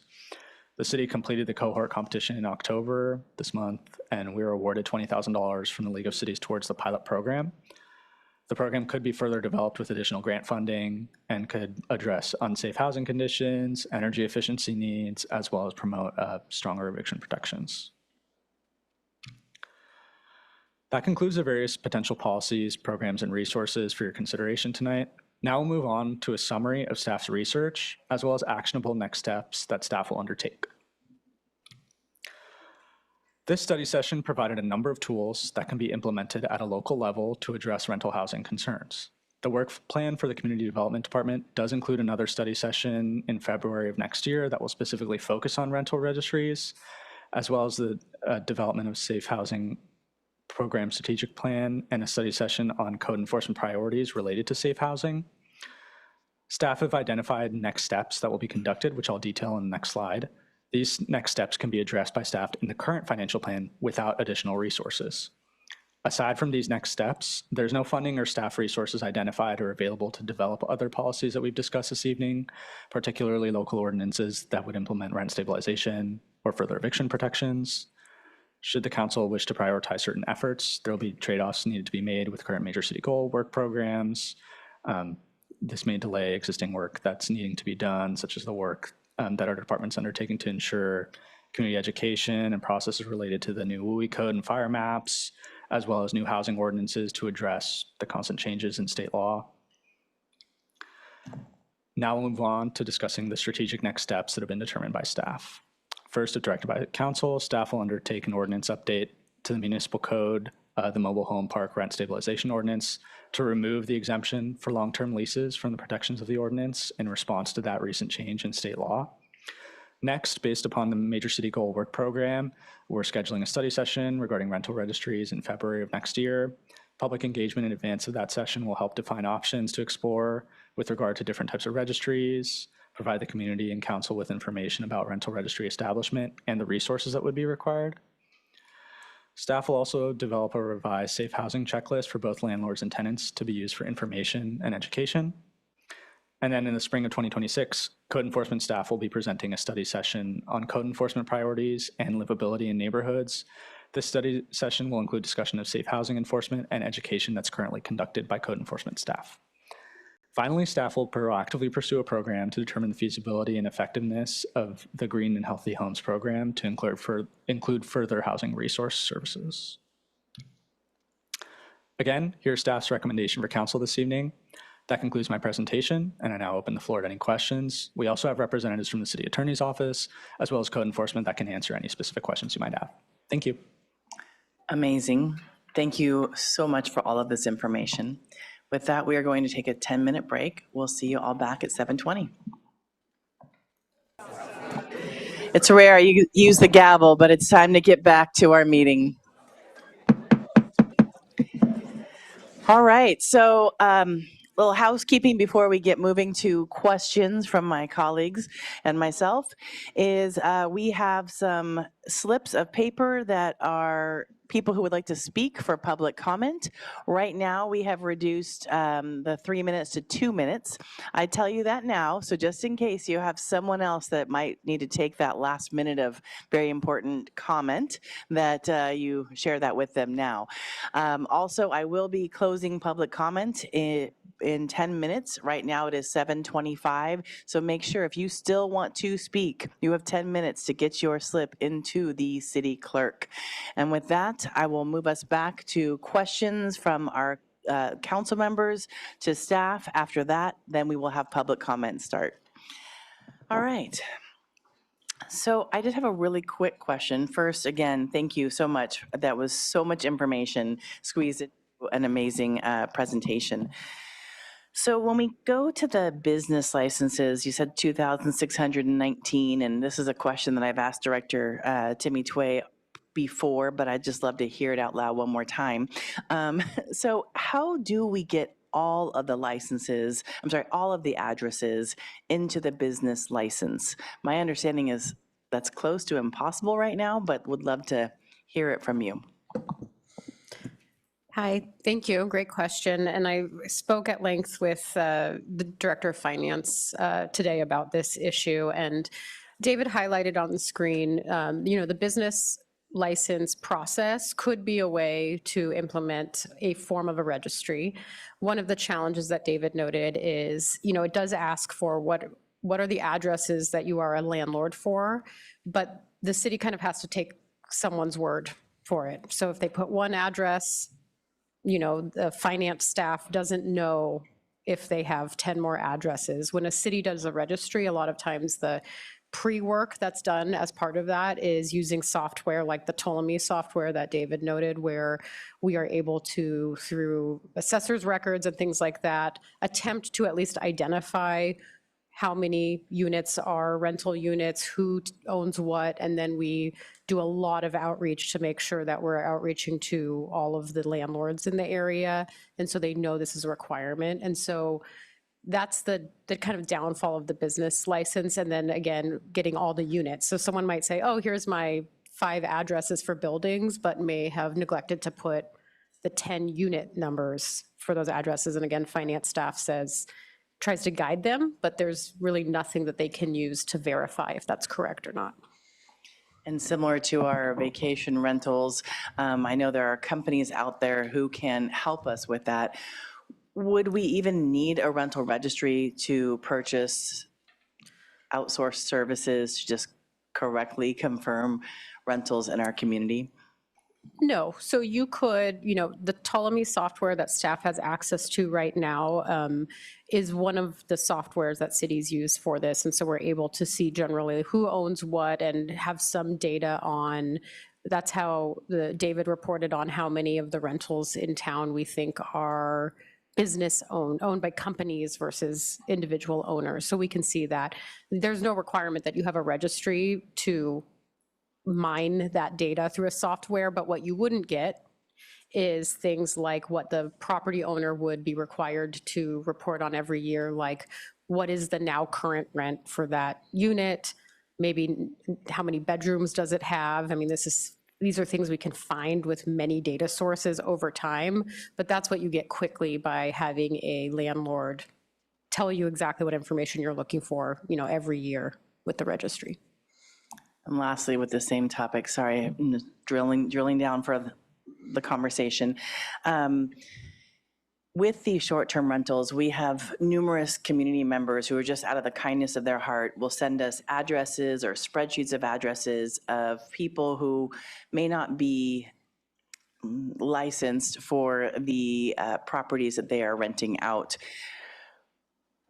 Would we have a way for our community who are 62% renters to share with the city, hey, did you know I'm in a rental? Is there some way to kind of compare and contrast the Tuolumne software with the general community wanting to share where they're renting? Yes, that's a great question. We could try, right? We could put out a campaign and say, let us know if you are in a rental unit or if you want to voluntarily share that you rent out a unit or that you are renting a unit. I think the challenge would be, what's in it for me to provide the city with that information, and then concerns about privacy, and we have concerns already that we're hearing from people who don't want to report substandard living conditions. And so I could see some concerns from renters who say, if I self-report I'm in a rental here, if my landlord finds out I told the city and it's not required, that could be a problem for me. Thank you. Yes, there's a follow-up with Vice Mayor. Just a quick follow-up on that, because I think when we had a chance to talk earlier about this, I think if I remember correctly, you said that with some of the rental registry processes, there is a feedback loop with both the property owner who's renting the unit and then a check back with the renter. So can you talk about how that would work? It sounded, got a little bit of a mixed message there with the answer to Mayor's the question I think I was answering, and Mayor, correct me if I'm wrong, was more, if we don't have a renter registry, we're not asking landlords, could we ask renters, hey, tell us if you're in a rental unit so we at least know where there are rental units. The question, your question is, I have been involved in a rental registry where a landlord was required to register the unit once a year. With that requirement is what's the rent, check the box that you didn't raise it more than 3% or whatever the requirement was, how many bedrooms, did you evict the tenant in the last year? They were supposed to tell us, but is it the same tenant? And then after we got that information, we spent the next 3 months sending letters to the units, to the occupants saying, your landlord has reported that your rent is $1,200. Can you please confirm that that's true? So the feedback loop was to make sure that the tenant was confirming that what the landlord reported to us was true. And then in that case, I think we also said, and your rent, according to our record, should be no more than X, so that they kind of were notified if they were paying more. And it was a touch point for the city to be able to inform people of their rights. And what I'll say was, any questions or further information you'd like about rental registries is really helpful for us to know here, because we are starting to put together that next study session. So these are really helpful questions and things that can feed into us exploring them a little bit more, understanding what different cities' registries look like. Thank you. Can you press your button again? Councilmember Francis. I'm going to skip around a little bit here because I just want to sort of follow up on these questions about registry. One of the other things that we've talked about a little bit are some of the loopholes that exist in our existing kind of a different bucket here, but short-term rentals. And we have an ordinance in place, and theoretically it's supposed to enforce that it's a primary residence. But I think we've been hearing from a lot of folks, next door to me, there's one that's obviously not lived in. It's just a rental, just the short-term rental. So could a rental registry also help us sort of manage that issue? I know we're currently using software that tracks those things, but since we're not doing annual check-ins, we're not necessarily capturing that. Yes, I think it could, because that would, it's not owner occupied, therefore it's a rental. They'd have to likely register that as a rental, and then we would see if they're reporting that someone was living there only for short terms, right? And so we would be able to more clearly identify which housing units in the city are rentals, but not being used as traditional rentals. Awesome, thank you. And then circling back, and forgive me, this is kind of a long question, but I had sent in some questions to Agenda Review that were sort of getting at like thresholds of when the city becomes responsible for taking on the provisions of the Tenant Protection Act, and if there were sort of piecemeal things we could do without hitting that threshold. I think one of the things we keep hearing from the community is that so many of the leases that are signed are shorter leases, because students want shorter leases, or traveling nurses want shorter leases, or there's a whole demographic of folks that request the shorter leases. But there's also sort of a portion of landlords who are utilizing the shorter lease to sort of circumvent having to adhere to the Tenant Protection Act. And I'm wondering, I know you said that if we touch that, we're automatically taking on the entire Tenant Protection Act as a city and all of the legal enforcement that comes along with that. Are there any ways to kind of expand the protections of the Tenant Protection Act to more residents without triggering that threshold? I'm going to call on my colleague from the city attorney's office for that question. Yeah, so the Tenant Protection Act has preempted sort of the fields of just cause for eviction and for rent stabilization. It does allow local agencies to adopt ordinances that are more protective, and that term is defined in the statute. And so if a city were to say, for example, just cause for eviction is going to kick in at 6 months rather than 12 months, sort of the underlying assumption there is that that regulation has to be part of a more protective ordinance in order for it to be enforceable. Otherwise, it is just preempted by the act altogether. So the issue there would be that the city would have to therein sort of adopt the entirety of the Tenant Protection Act, which has the just cause provisions that would kick in at that 6-month period. Otherwise, it would be unenforceable by the city if it is not adopted as local law. So to answer your question, if we are touching any part of the Tenant Protection Act, the city would sort of need to take ownership of it within its entirety and also make it more protective, or else the city's ordinance would not be enforceable. And maybe you could, if you're willing, explain what that means to like take ownership of the Tenant Protection Act, because I think that's sort of an important point here. Yeah, so currently the Tenant Protection Act is enforceable in a sort of a variety of different ways, one of them being through the eviction, through the unlawful detainer, the eviction process. It can be raised if a landlord violates a provision of the just cause or the rent increase provisions on a covered tenant. It can be raised as a defense to certain kinds of evictions. It can also give rise to, private causes of action by the tenant against the landlord.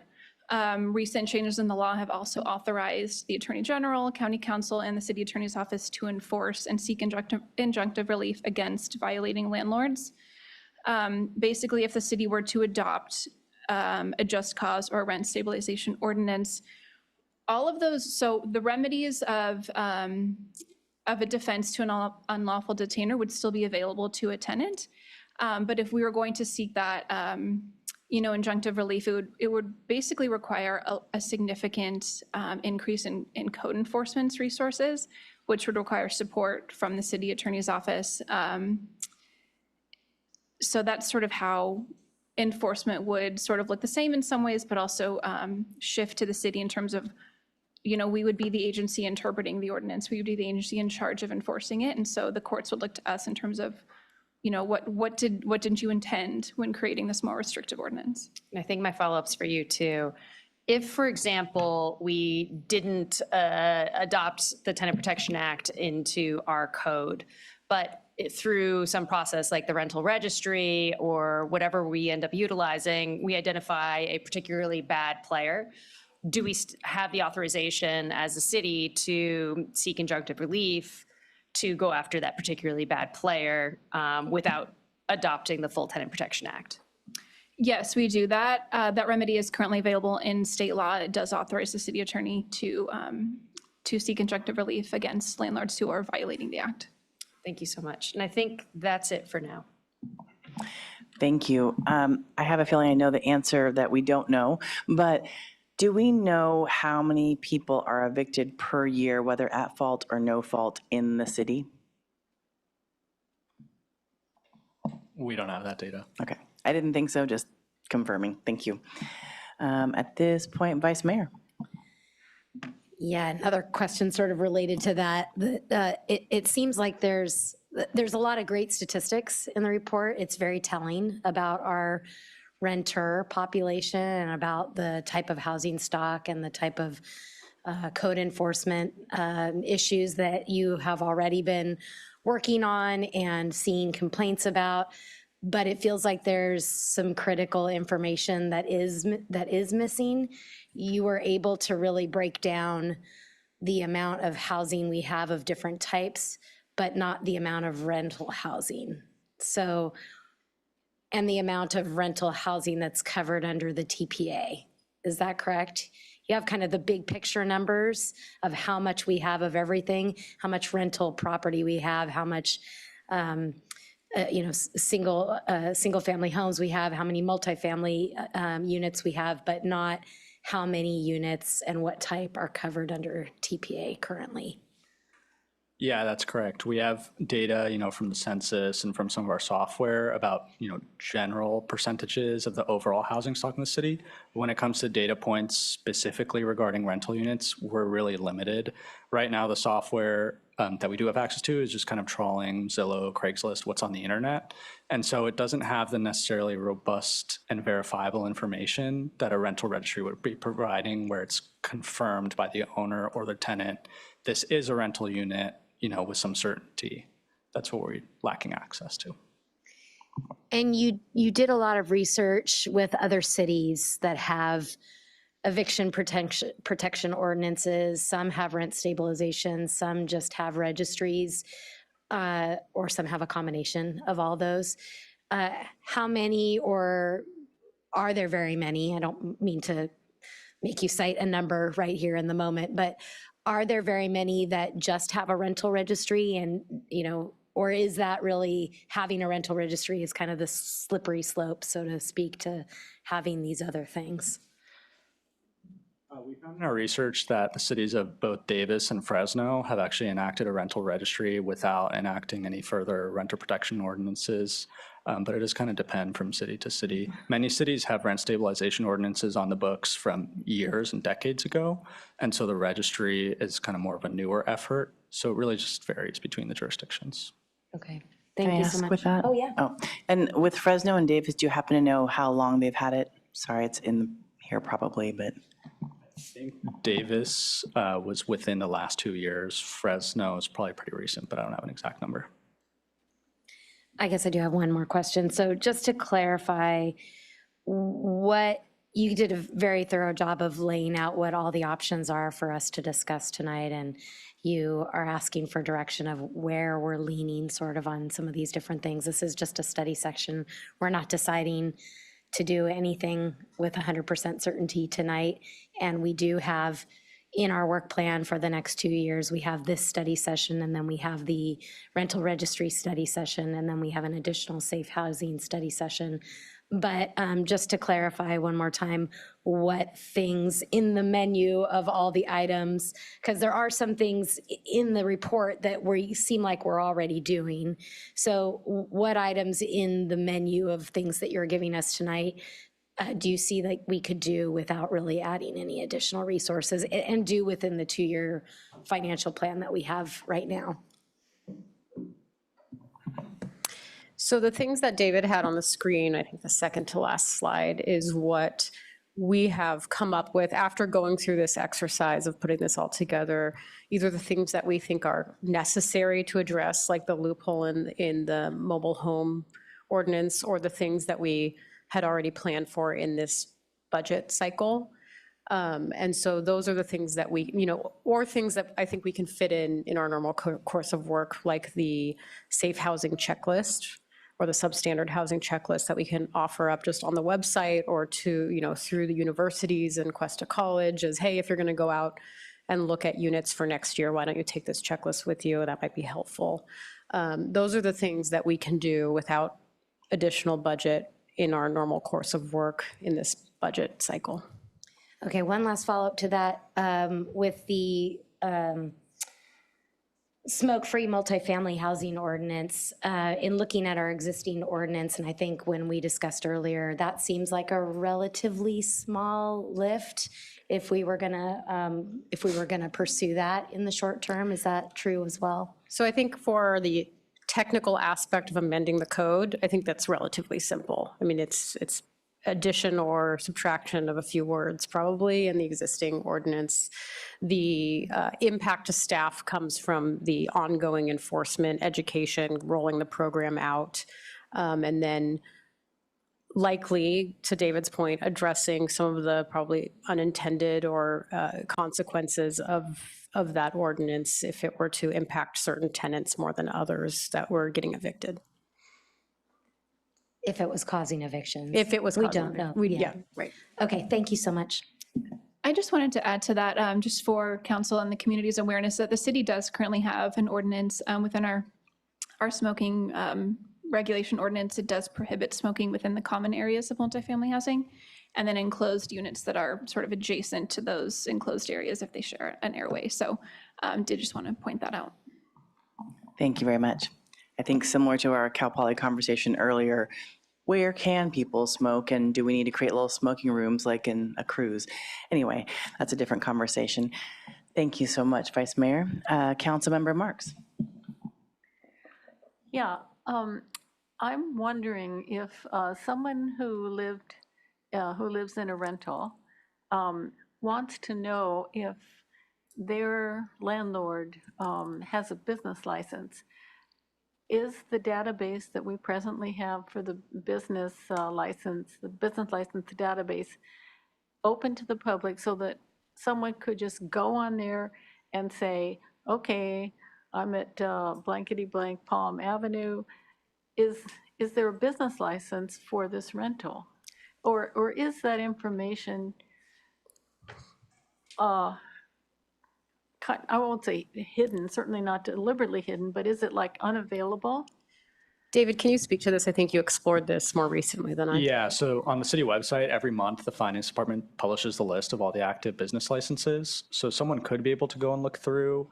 However, a lot of the rental licenses are for multiple properties, and the description may just say 5 units. It may not say what the address is. So there definitely is a way, but it's not fully possible for someone to necessarily have 100% certainty, but it is available to the public. And that gets to the challenge with the business license as it is, and I think there's definitely openness with the finance department to take feedback should we be asking for different things. Again, it will be based on what people are telling us. But to that point, you may have a landlord that just says 5 properties or these properties, but not the unit numbers. And so it's, but it's available to see what has been reported. But you'd have to look it up by the landlord, not by the address. Is that correct? So David, I think they publish everything.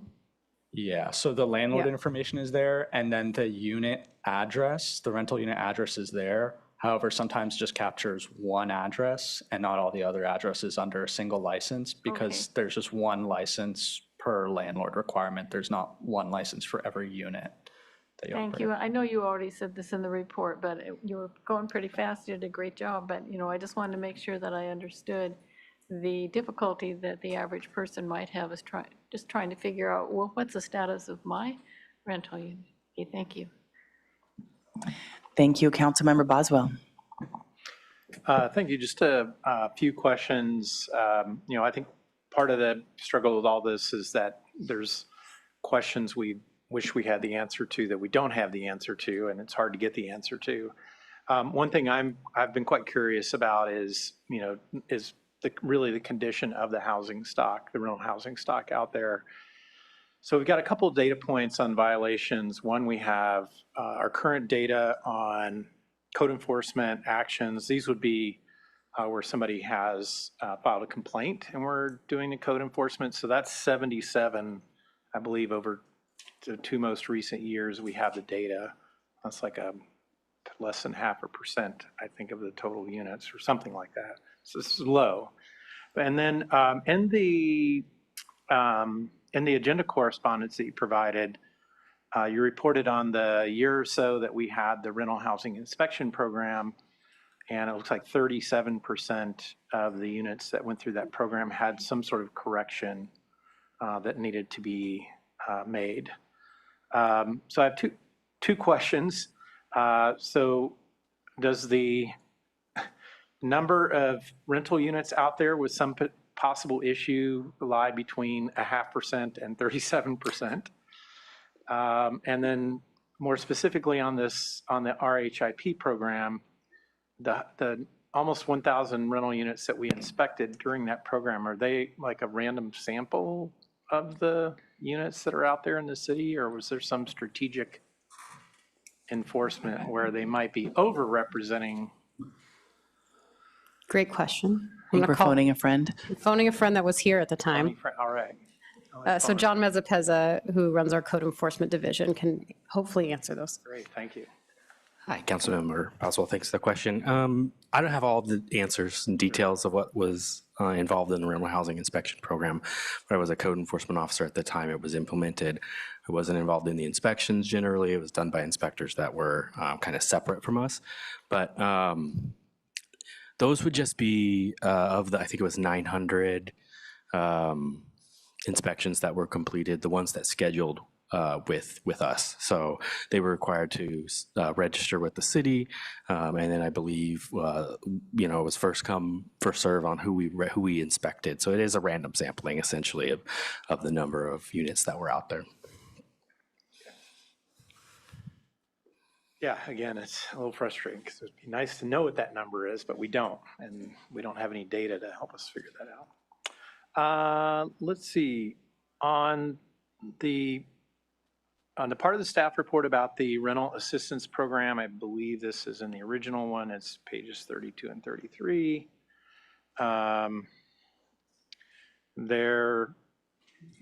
The recommendation there, the financial impact recommendation is low, and it shows a fairly low amount. Do we have a sense that that amount of money that's being recommended here, sorry, I'm scrolling, trying to get at it, 50 to 150K per year? No, that's not it. It's the one below it. It's 50 to 150K per year. That's the recommendation for the resource need. Is that like enough to cover the anticipated need, or did we just sort of establish a number that recognized our budget situation? That's a great question. The need is unknown, so David did some work reaching out to our community partners that provide this service, and there are a number of funds that go through the county as well for this type of kind of stabilization. If this is something council is interested in pursuing, we could absolutely have more conversations with our community partners to see, how much ideally would you need to address all of the families that you hear from every year. The intent of the staff report was, high level, low, medium, high. And the reason we put that one low is because it doesn't require any additional full-time staff on the city end. It could just be, deciding that you're going to pass through some general fund money to a community partner that provides this. And so that's the intent of the low resource need, is it doesn't really have an ongoing impact to staff. And then the 50 to 150,000 is part of that low resource need. But again, likely the need is higher, but again, we'd have to look at working with our community partners to see how many families and households they hear from each year, how much they're already getting from the county, from other programs, and what's the delta of what's left. So if we wanted to, if we were interested in that and wanted to kind of take another step forward, that's the kind of work you would do and bring back? Yes. And then my final one is on so I understand under the Tenant Protection Act that one of the no-fault eviction provisions is if you're going to remove the rental unit from the market.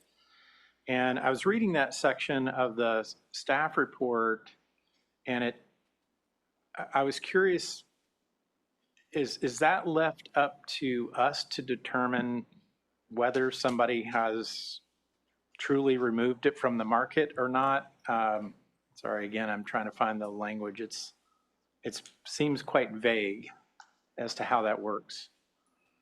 So currently it's not so currently, no, it is not up to us because we are not, we do not have an enforcement role with the Tenant Protection Act, but it is generally going to be, if raised by a tenant in a defense, it is going to be sort of up to them and up to the courts to decide what that means. It's generally understood to just mean, you know, the landlord is sort of going out of the rental business, but not triggering those Ellis Act requirements because it does not apply only to multifamily, and not every jurisdiction has adopted Ellis Act eviction requirements. Right, so there's not a time like trigger, it's just going to be facts of the case.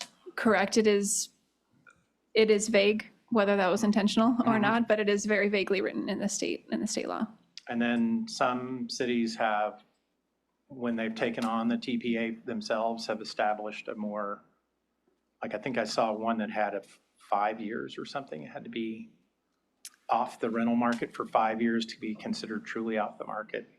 Yes, so David might be able to speak more to specifics of how other cities have done it, but yes, it is possible to sort of regulate what that looks like. Like a landlord must have to show this is what they mean by withdrawal, and then if it is, you know, put back on the market after, you know, or before a certain amount of time, then the tenant would have the right to re-rent it at the same terms. Things like that are kind of restrictions that I've seen other cities do to sort of actually give that a little bit more, you know, give that a little bit more meaning. Great, thanks, that's helps clear things up.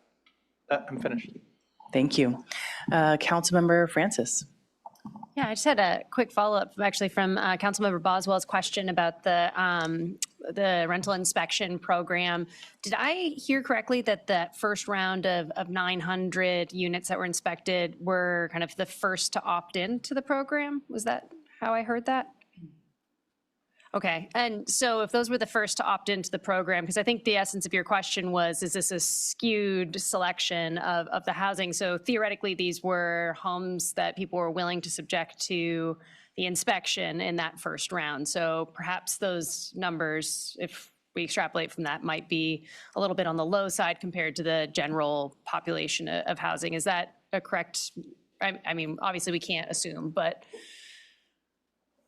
I think that's a fair assumption. Okay, thank you. And then a quick follow-up question from before. We talked a little bit about a mediation center, and perhaps we're nowhere near being able to talk about the details on that yet, but I am curious if we have gotten into sort of the details of how many community members they think they might be able to serve, if they would go beyond the mediation that was offered by Wilshire and do more legal assistance since it is a law school, and at what stage we might have more information about that, because I think that's an important piece of this. Please. I think Councilmember Marks has an answer for you. Yeah, since I'm on the advisory council that's trying to form that. Right now, we're looking to the various constituencies.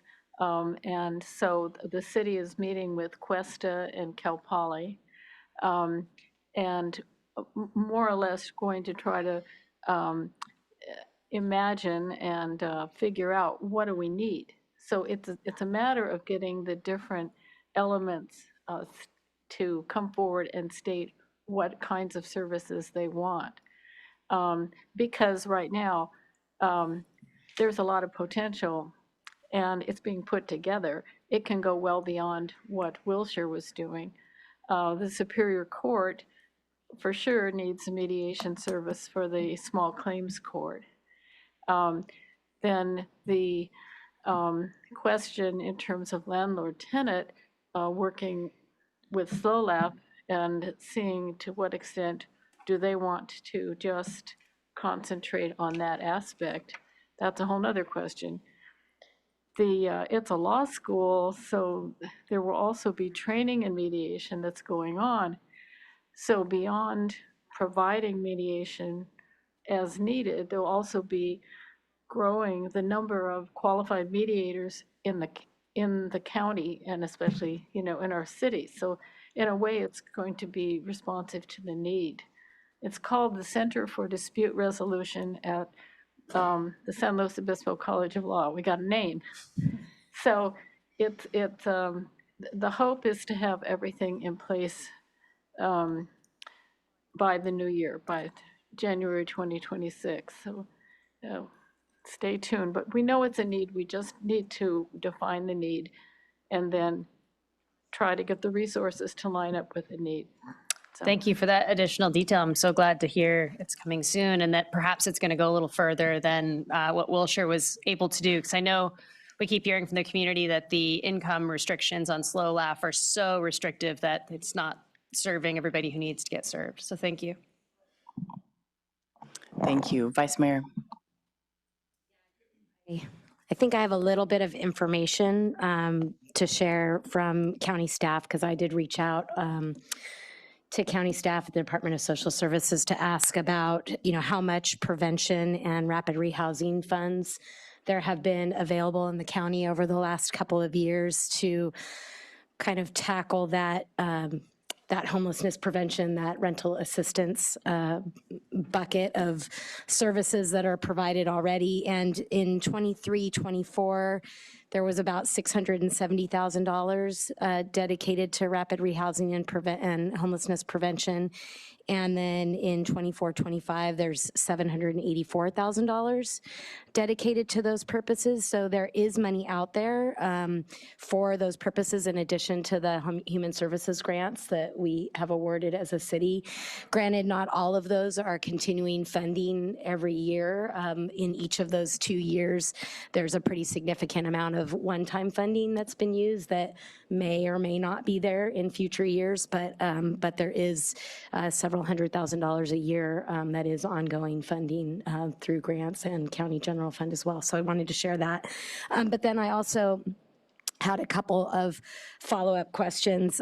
One was a question that I got from a community member about, safe housing or instances that show up in your rental unit that are things that should be repaired, and say you contact the landlord and you let them know that you've got a leaky faucet or mold appearing in your bathroom or something, and they aren't able to fix it. There are some, and I know you described it a little bit in the agenda correspondence, but I don't know that the general public had a chance to read that. So there is some, this isn't the right term, but right to repair pieces of code and state law. And so I wondered if you could just kind of summarize what was in the agenda correspondence about that. So while the city cannot provide legal advice to tenants, there is a remedy within the civil code that under certain circumstances, if a tenant has notified a landlord of certain substandard housing conditions, and those conditions can be found in the health and safety code, and the landlord fails to do anything about it, the landlord may deduct up to 1 month's worth of rent and, may make repairs up to 1 month's worth of rent and deduct that from rent. Again, we cannot advise, whether or not the circumstances are there for tenants to do that, but that remedy is available. Additionally, if a landlord has breached some of these substandard or has, allowed some standard conditions to exist in a rental housing unit, it could give rise to a defense in an eviction case against the tenant for non-payment of rent. Thank you. Thank you for summarizing that. And then the last thing I wanted to ask about was, some of these things that are put into ordinances and code are punitive. Code enforcement is kind of a punitive process for the most part. We have a few weeks ago, we talked about our fire codes and our new fire severity zone maps. And one of the things that we talked about were incentive programs to encourage people to get their houses inspected for fire safety. I wonder if in any of your research in other cities, are there any sort of positive incentive programs for landlords to proactively have their units inspected voluntarily and then maybe get some sort of certification or something to go along with that? Is that something that other jurisdictions have done? What we mainly found in our research is that jurisdictions that had some sort of component like that is that it was more of a requirement of a rental registry to actually have some kind of subsequent inspection. We didn't find a whole lot with regards to voluntary. I'll just add that when we talk to some of the stakeholders, and we can mention, some incentives, they were amenable to it. We didn't find a good copyable formula out there. And we did look. I do believe that just the Cal Poly certification for rental certification education program, that some landlords, give a little break for people who've gone through that certification. So that's a little bit of an incentive type program that maybe could be built upon. And to add on that, I think one of the intents of staff with the development of the safe housing checklist was, initially that would just be a tool for both landlords and tenants to use to check a unit and say like, oh, it meets all these standards, or I think I need to get someone to repair X, Y, Z. Another thing we could look into is there a carrot-based incentive approach to potentially having options that someone could proactively call code enforcement, pay a nominal fee, have an officer come out and check their rental unit before they rent it out and go through the list, and then they can show tenants, hey, I've had this unit proactively checked by the city and it met all of the basic requirements.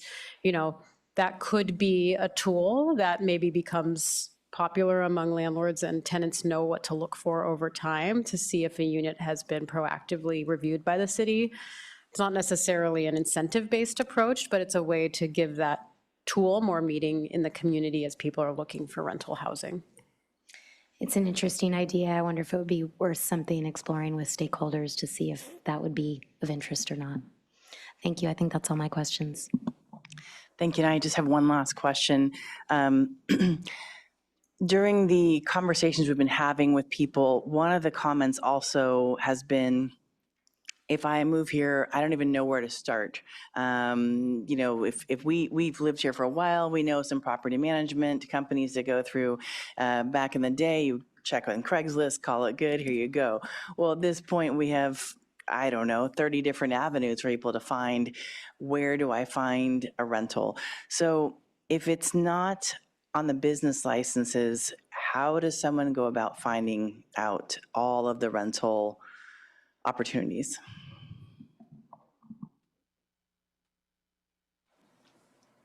So the rental registry would, as a policy or a tool, would collect that kind of information. However, like I mentioned, there are a lot of privacy concerns, and obviously not every landlord may want that information to be publicly listed.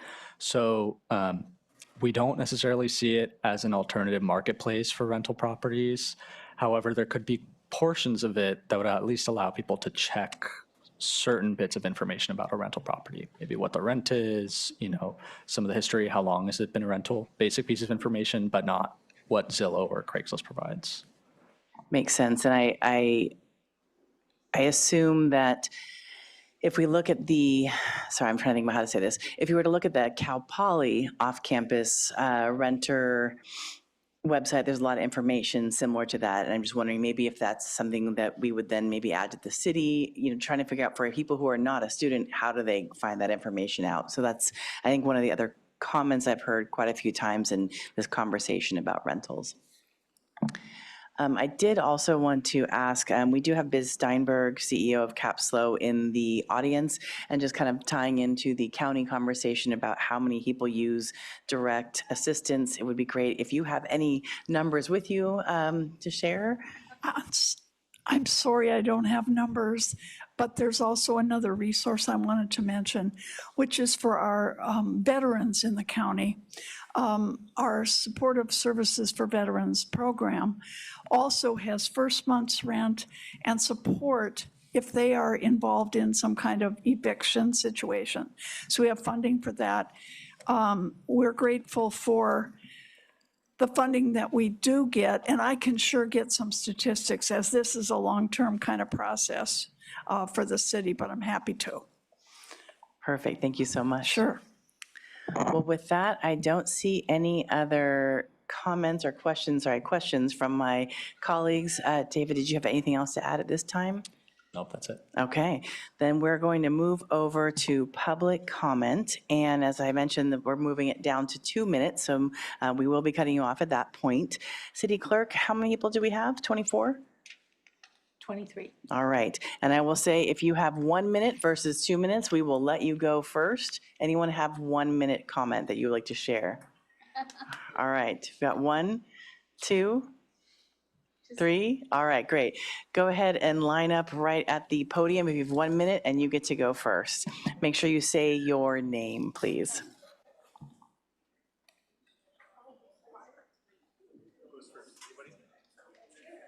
I'm here. I got it. Thank you, Mayor Stewart and Council. My name is Glenn Silloway. I'm here tonight just to share with you that the League of Women Voters of SLO County is going to be sponsoring a webinar on rental registries on November 20th, 10 or noon. And we do this in the spirit that you're doing in this process, which is to learn and educate first and then decide your policy. So we hope to contribute to what you're doing and to be able to provide information to you, be complimentary to you, and to help the people in the city make a good decision.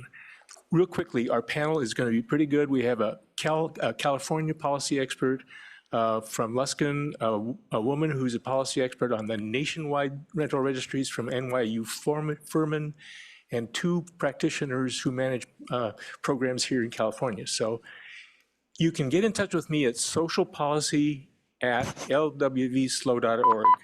And I would like to hear from you. Perfect. And if you want to send us your information, send it to email council@slocity.org. Thank you. All right, good evening, SLO City Council members. My name is Leah Burnett, and I'm a public health student at Cal Poly. Thank you for holding this study session today, and I'd like to briefly share findings from a survey conducted by Cal Poly Health Club, the SLO Tenants Unit, and the Tobacco Control Coalition. We surveyed over 100 tenants in SLO, including both students and non-students, about their experiences with health and safety in their rentals. Nearly 1/3 of respondents reported housing issues such as water leaks, bug infestations, or black mold that can harm respiratory health and overall well-being. About 1 in 3 also said secondhand smoke entered their homes in the past year, and over 40% either lacked access to fire extinguishers or didn't know if a fire extinguisher was available nearby. While most residents reported having smoke detectors and functioning locks, these gaps in safety highlight the need for stronger local housing standards. Ensuring every resident has a healthy, secure home is a crucial public health priority. Thank you for your leadership in addressing this issue. Thank you so much. Good evening, SLO City Council members.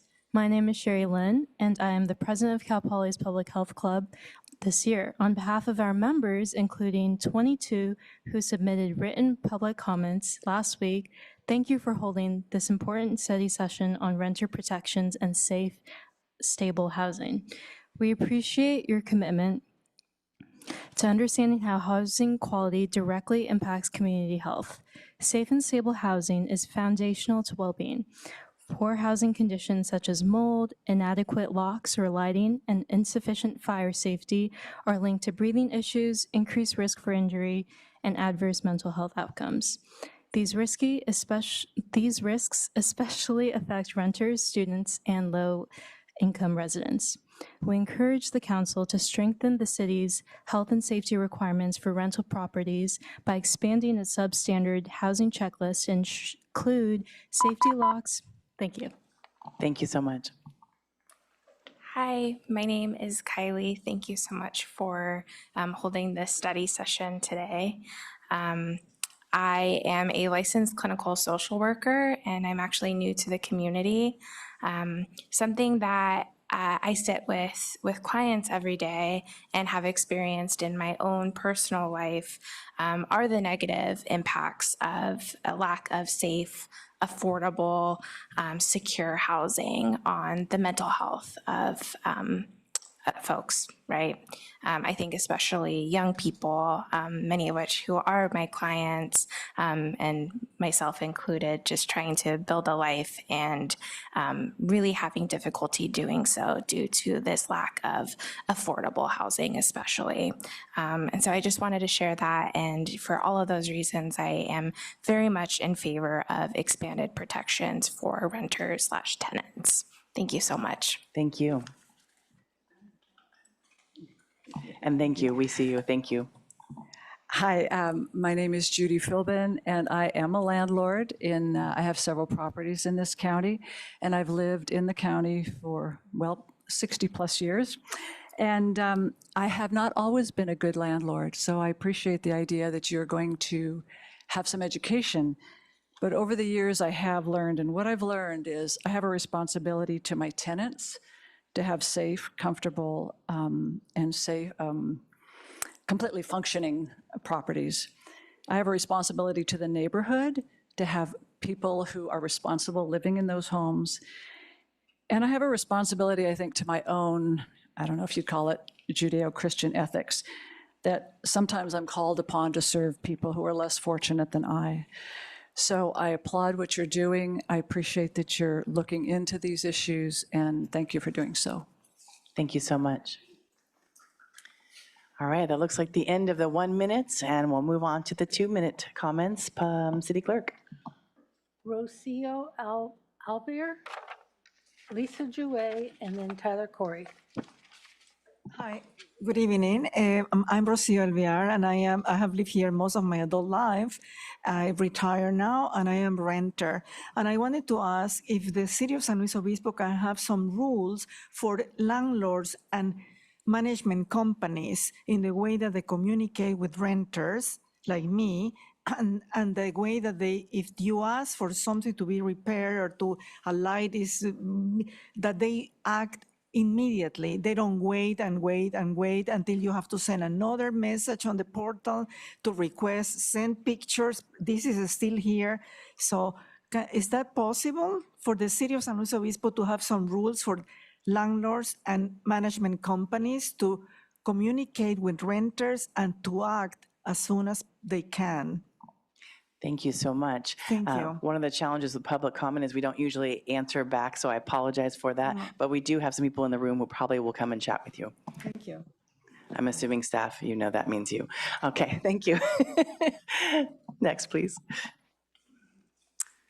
Hi, hello, Mayor Stewart and city council members and staff. Thank you for tonight. My name is Lisa Jouet. I live in San Luis Obispo, and I'm a member of the SLO Tenants Union. We need safe and stable housing. I think that case was made tonight over and over. I have a story to share about my small family of 3. We rented a place in San Luis Obispo for about 10 years in the very recent past. The place had health and safety concerns. We had a cracked bathtub, mold concerns, a deck that needed stabilizing, and the garage would flood when it rained. Our landlords were extremely hands-off. They were nice people, but they didn't do much repair and they didn't maintain the property. We fixed what we could because we didn't want them to raise the rent. And we're kind of handy. We finally came to this decision to move out of state. And so we cleaned our apartment for days. We had an inspection with the landlords and left town kind of feeling good. And then after 2 or 3 weeks, I sent a text to my landlord wondering about our security deposit. And our landlord sent me really aggressive text messages. It was awful. They accused us of harming their property. They threatened legal action against us.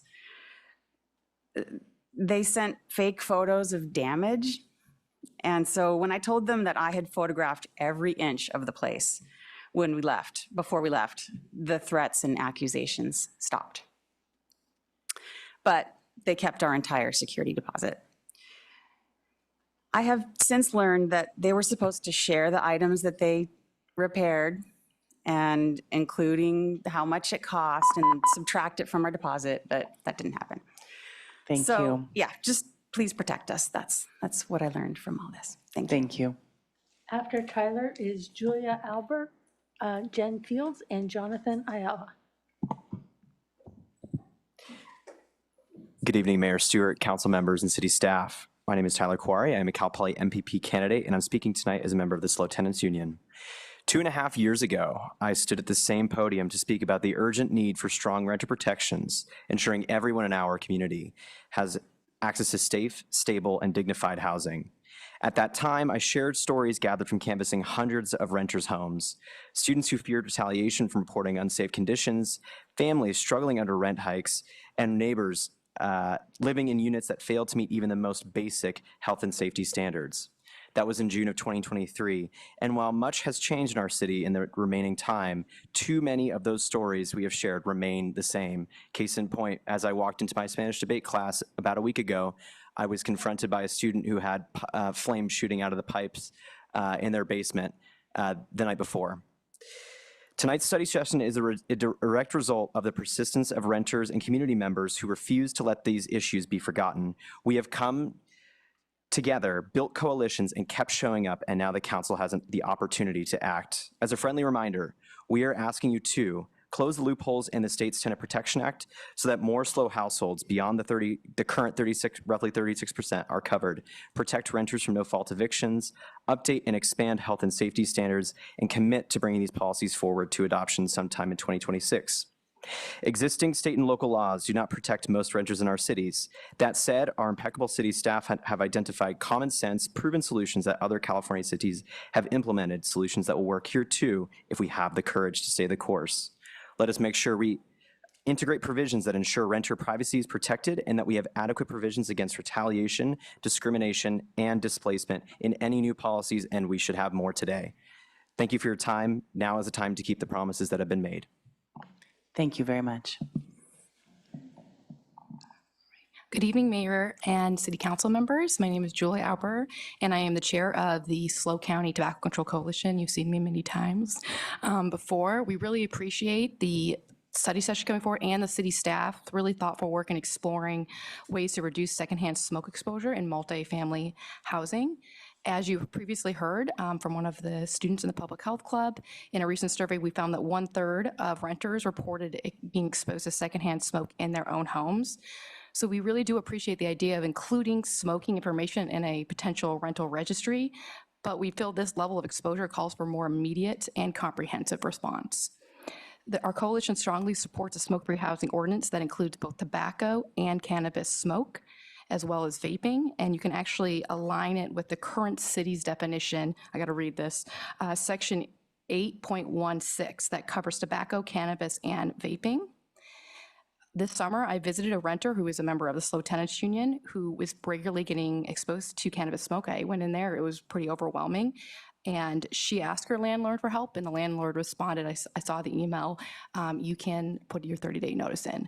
So this is just an example how we need more of a response and protection for our residents.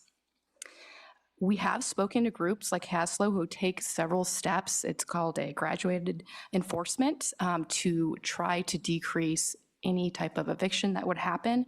I also want to mention, as you saw, over 100 different places in California already have this ordinance. So you have a lot of good examples. And the Public Health Law Center offers a guide to equitable enforcement to prevent disproportionately impacting certain groups. I also want to note that secondhand smoke in multi-unit housing disproportionately impacts individuals that are low income, children, and renters and communities of color. So you'd really be protecting these groups that you've been asking about. Thank you. Thank you. After Jonathan is Jen Fields, Garrett Philbin, and Donna Hare Price. Awesome. Good evening. My name is Jonathan Ayala. I've been living in SLO with my husband-to-be for about 1.5 years. We are non-student renters in this community. Finding an apartment in SLO was actually more difficult, believe it or not, than finding an apartment in all my years living in Chicago, Washington, D.C., or Atlanta. SLO is also the most expensive place I've ever lived by far, and we lived in some cute places in DC as well. So renting here is not easy. This community will only continue to be a good place to live if renters can afford to stay here in safe, accessible housing. The city must implement multiple robust ways to protect renters in our city, such as the rental registry and some of the other tools that have been discussed here. I do want to thank you all for directing city staff to study and report on these potential tools. This is a really great first step. I urge you all to act with intentionality and with purpose to implement these tools and protections that will serve our most vulnerable neighbors. Thank you for your time. Thank you.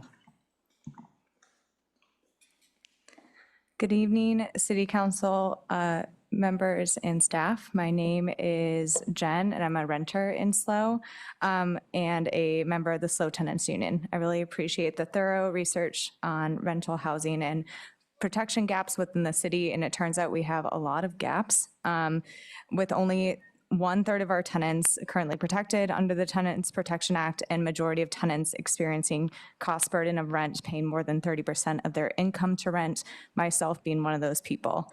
As the staff report and public comments demonstrate, rental properties in SLO already face a lot of health and safety issues. These issues, along with general rent instability, will be worsened by the climate crisis. It is always the people living paycheck to paycheck that are the most vulnerable to climate disasters. Safe, affordable, and reliable housing is one of the ways that the city can proactively address this disproportionate impact of climate change. We need stronger protections for renters to meet multiple of our city goals. There is no meeting our climate, our diversity, equity, and inclusion goals, our homelessness response goals without housing justice.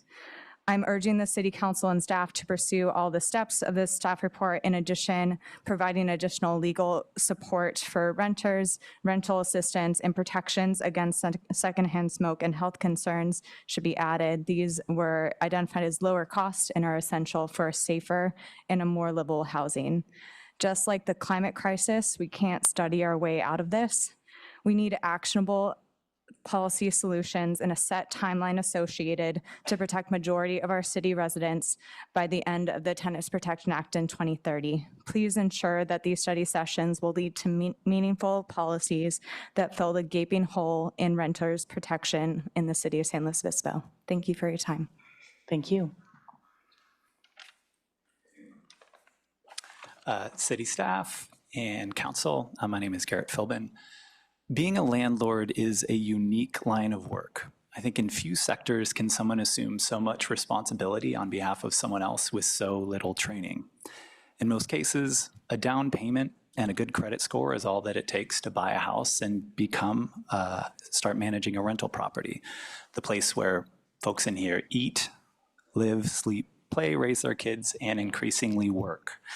And because the bar to entry is so low, many landlords are unaware of their responsibilities. I don't think most of it is out of malice, but it's interesting to note that the woman who cuts my hair is required in California to go through 1,000-hour training and register with the agency and take a test.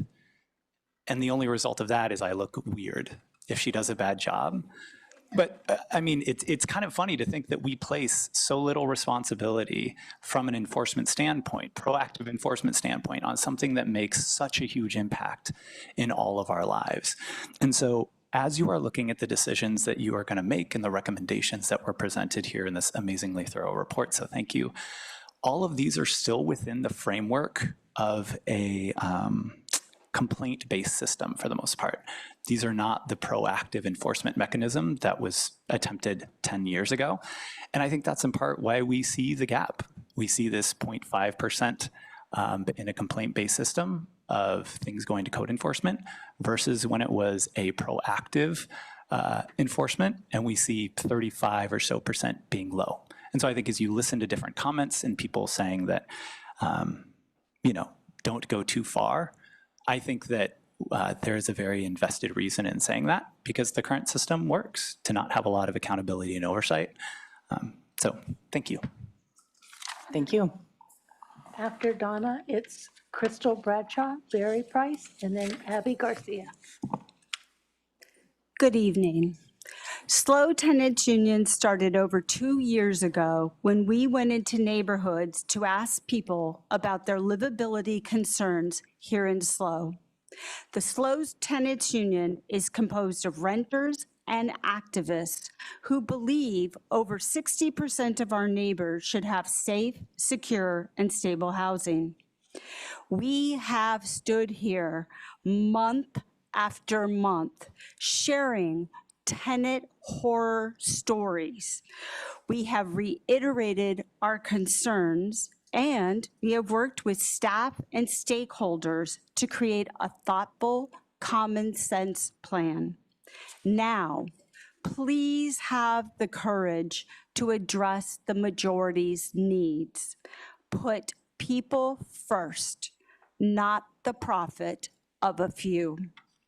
My final ask maybe ever here, please create a concrete timeline with action items and funding to move this forward in 2026. Thank you. Thank you.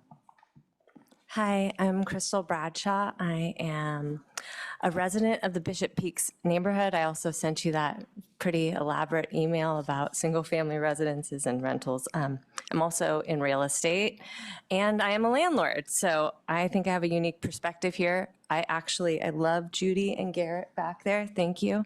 As a landlord, we really do have a lot of responsibility, and although the idea of rental registries might not be everybody's favorite, I feel like being in a college town, we're kind of at a necessary, if you want to use necessary evil standpoint with that at this point, that we're going to need that to move all these other things that you guys want to do with the WUI codes and everything else. We're going to need that. And as Erica was saying about asking students to help get things registered, I mean, what about asking neighbors? We all know where our rentals are. And the property management companies, like they probably have the majority of the rentals in the town, and I feel like they really need to come on board. That is a licensed activity, and they have to be run by people with real estate licenses, so they should really be helping us out in this effort, because there are a lot of issues, and it's not just a lot of bad landlords. There's a lot of management companies that contribute to the issue that really need to be coming to the table to help out. And that also could be a nice bridge across with the idea of education. Like so many people say, I as a neighbor don't want to have to teach my neighbors how to be good neighbors, and or about what their habitable conditions should look like or where their fire extinguisher should go. But there really needs to be more landlord education, and that could also be coming through the management companies. So I just wanted you to take all that in, and let's see, anything else? I think that's good for now. Thank you. Thank you. Thank you very much.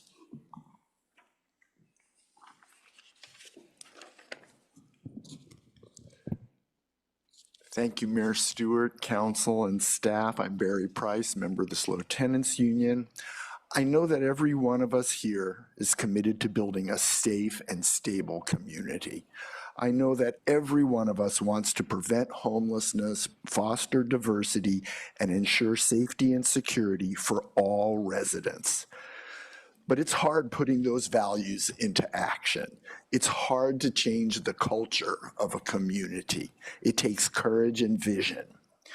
We have to stand up now, and we have to demand that every landlord, every property manager acts in good faith, and that runaway profit seeking on the backs of tenants does not come at the expense of our housing stability.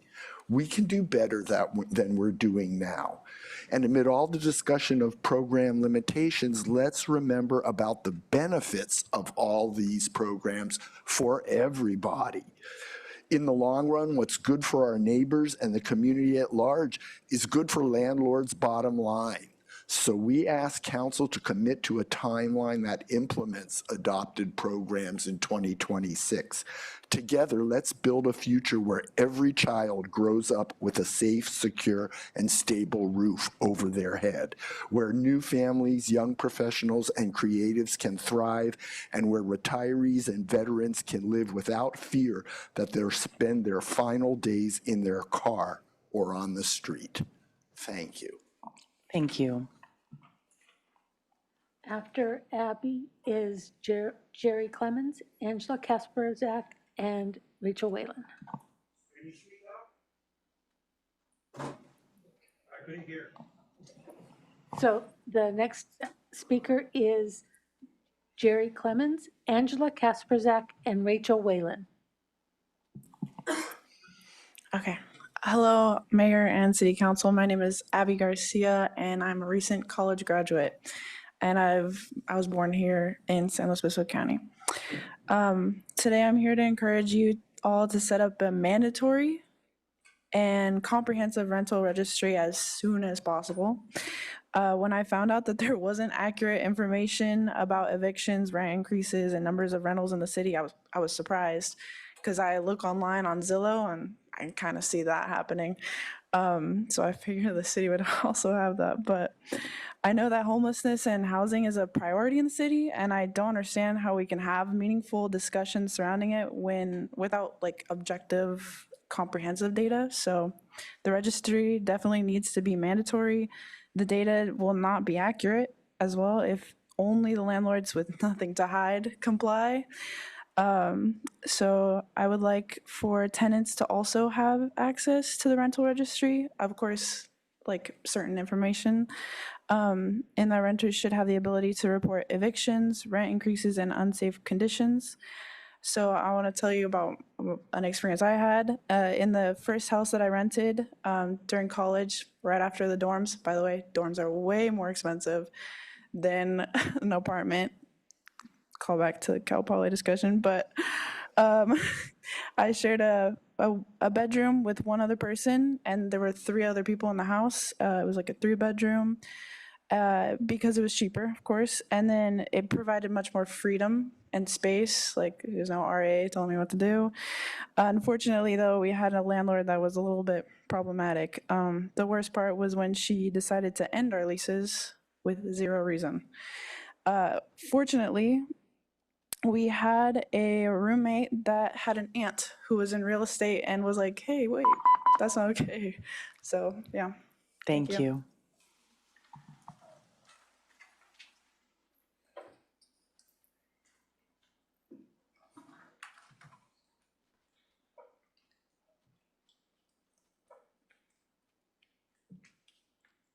Hi, Mayor, council members, and staff. My name is Jerry Clemens, and I'm a resident of San Luis Obispo. I know I already sent this to you, but I'm going to read it out loud.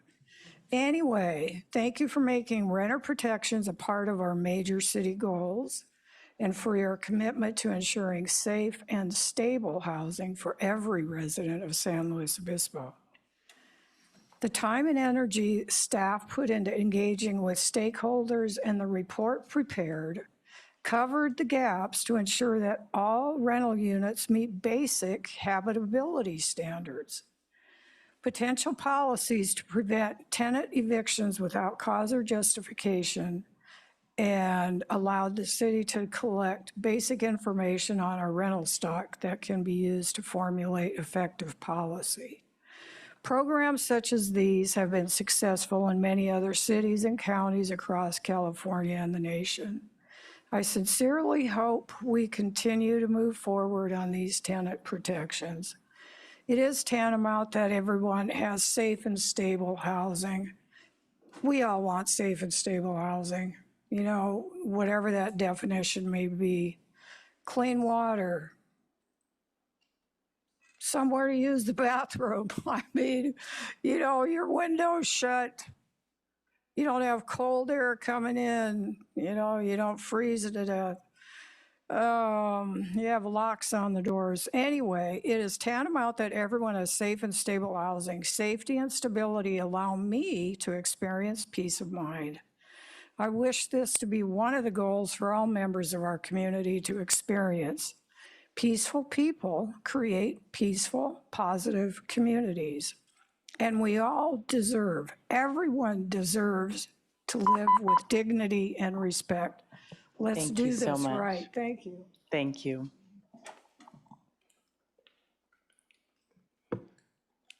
Good evening, Mayor and City Council members. My name is Angie Kasperzak, and I'm part of the SLO Tenants Union. But I'm here speaking today for Laura Albers, Executive Director of SLO Climate Coalition and resident of San Luis Obispo, that was hoping to be here today. She writes, I support renter protections that support safe and stable housing. SLO Climate Coalition has been grateful to work with the city supporting the city's climate action plan. Specific to reaching our shared goals of carbon neutrality by 2035, we know that building electrification is one of the most impactful actions we can take. As this council is aware, SLO Climate Coalition has a home energy advising service that assists lower income and hard to reach residents access information about home electrification, rebates and incentives that make it financially possible for everyone to participate in making the switch from gas-powered homes. Our work focuses on the low-income and Spanish monolingual populations because we know that the climate crisis unfairly harms traditionally marginalized and financially challenged people most. However, while we are helping people upgrade their homes for cleaner air and lowered ongoing costs, we are aware of the potential for landlords to push people out of rental homes after these upgrades are completed, even when it was the renters who qualified for and secured the upgrades. The move to decarbonization will happen sooner or later, and hopefully sooner, but it will be expensive. There is a real cost to building upgrades. While much work is being done to address the costs to developers and building owners, we must protect tenants in those buildings as well. San Luis Obispo has already become a town in which it is incredibly expensive to live. If we don't pay attention to the renter portion, 60% of our population, and protect their rights to safety and stable housing, our community will not be able to exist as the collaborative, accessible, inclusive, and forward-thinking town that we know it to be. She also wants to have the gas versus electric appliances on the registry. Thank you. After Rachel, it's Matthew Roberts, Steve Del Martini, and Mr. V. Good evening, Mayor Stewart and council members. I'm Rachel Whalen, the Governmental Affairs Coordinator at the SLO Chamber. I want to thank you for bringing this important item forward tonight. The SLO Chamber Board carefully reviewed this proposal and recognizes the importance of data-informed decision-making. We support the creation of a private database of rental units through something like a rental registry, provided it doesn't add to city costs, require additional staff, or create new layers of red tape that could slow housing progress. We encourage the city to explore adjusting the business license process to capture all rental properties in order to locate property owners. We also support policies that maintain and improve the quality of housing in our community, which is critical to attracting and retaining the talented workforce that sustains our local economy. At the same time, we caution against adding regulations that go beyond California's Tenant Protection Act, as we believe the Tenant Protection Act has the necessary protections, and expanding those regulations could unintentionally discourage investment and make it even harder to build the housing San Luis Obispo so urgently needs. Finally, we see great value in expanding legal education for both tenants and landlords to promote fairness, understanding, and transparency within the rental market. But above all, we want to emphasize that the foundation of any successful housing policy must be more housing. As you move forward with this plan, it's essential not to lose sight of that core goal. The most effective way to improve affordability, stability, and opportunity for our workforce is to create conditions that allow more homes to be built. We look forward to continuing to partner with the city to make that possible, ensuring that San Luis Obispo remains a place where people can build their lives, their careers, and their futures. Thank you. Thank you.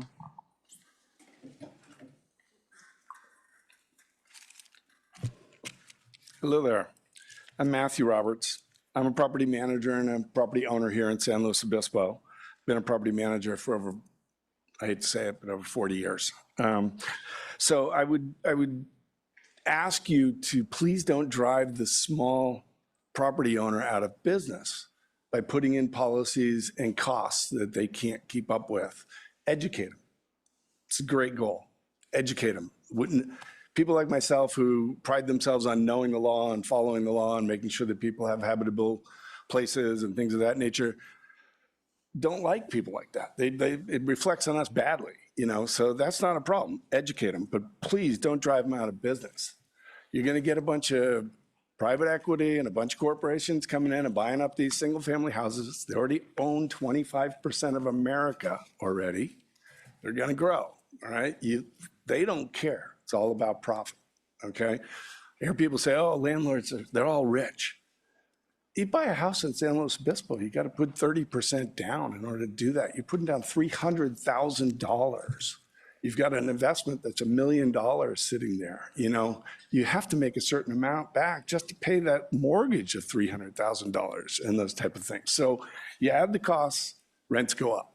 So that's what kind of the message is. We've got a bunch of great policies here that I noticed, you know, I would completely support.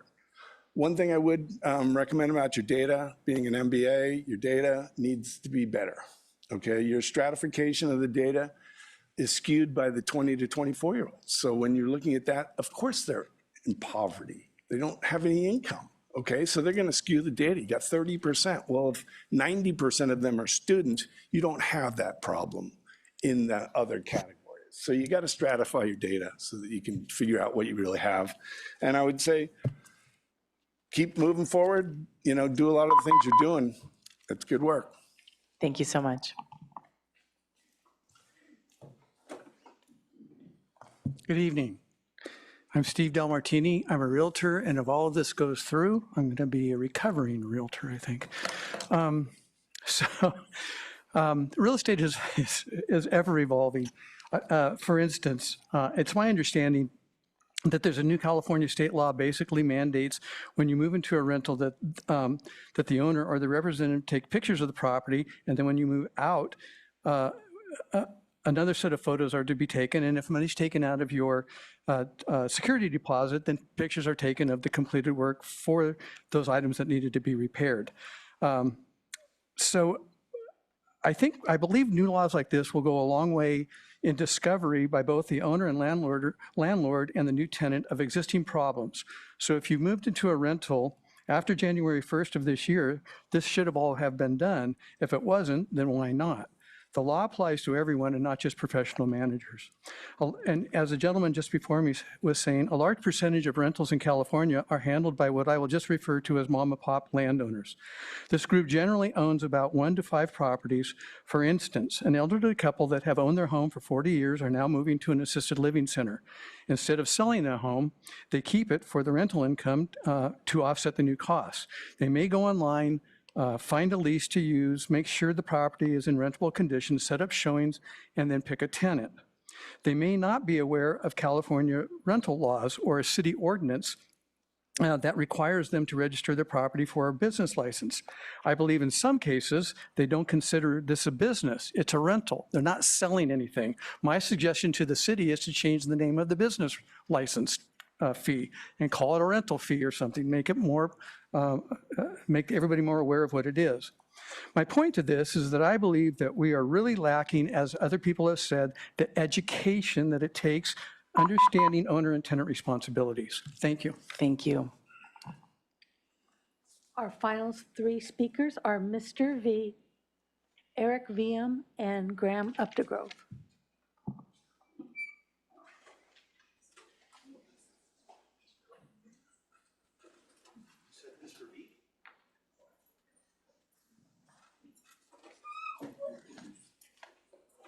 Hello, my name is Mr. Volanakis. I'm here to represent the homeless working poor of your city. I'm here to give you warning as to what you guys are headed to if you do not act and make sure to stabilize housing for people like me. All you have to do is look at what happened to South Lake Tahoe and Tahoe State Line over the last 20 years. They priced their workforce out of the area. They cannot hire anybody. They're having horrible troubles up there. They literally all moved over to Reno and Sparks because Reno and Sparks built warehouses and housings for those workers. And currently, even though I worked full-time, I can't even afford a shared room with somebody anywhere near here. And it will literally bite all of you in the butts in the next probably 5-6 years, because your janitors, your plumbers, your workers, your CNAs, they're mostly all sleeping out on the streets in their cars. And it's going to come to that point where they just move out, and you're not going to have anybody to run this city for you. And it's something you guys really need to look at, because it's not just, it will bring the downfall of this city and this area in general, just like it had over in Tahoe and South Lake Tahoe. Thank you very much. Thank you.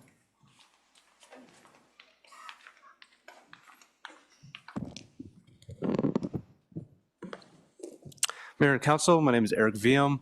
I am a landlord. I was in SLO a long-time renter. I'm very supportive of tenant protections, and I'm also the board chair of SLO Climate Coalition and program director for the Home Energy Advising Service, which was mentioned earlier. And I just want to highlight the fact that landlords who have qualifying renters who are care customers, low income, or speak primarily Spanish or a non-English language in their home can work with the Climate Coalition to access tens of thousands of dollars of incentive that can provide zero or low dollar replacements of water heaters, heating, that add air conditioning, making homes more attractive, healthier, and safer. So I just want to speak to all of those listening today about that opportunity to reach out to Climate Coalition at sloclimatecoalition.org/HEA, which is Home Energy Advising. We've been talking as a community about wildfire, about climate, now about housing and tenant protections.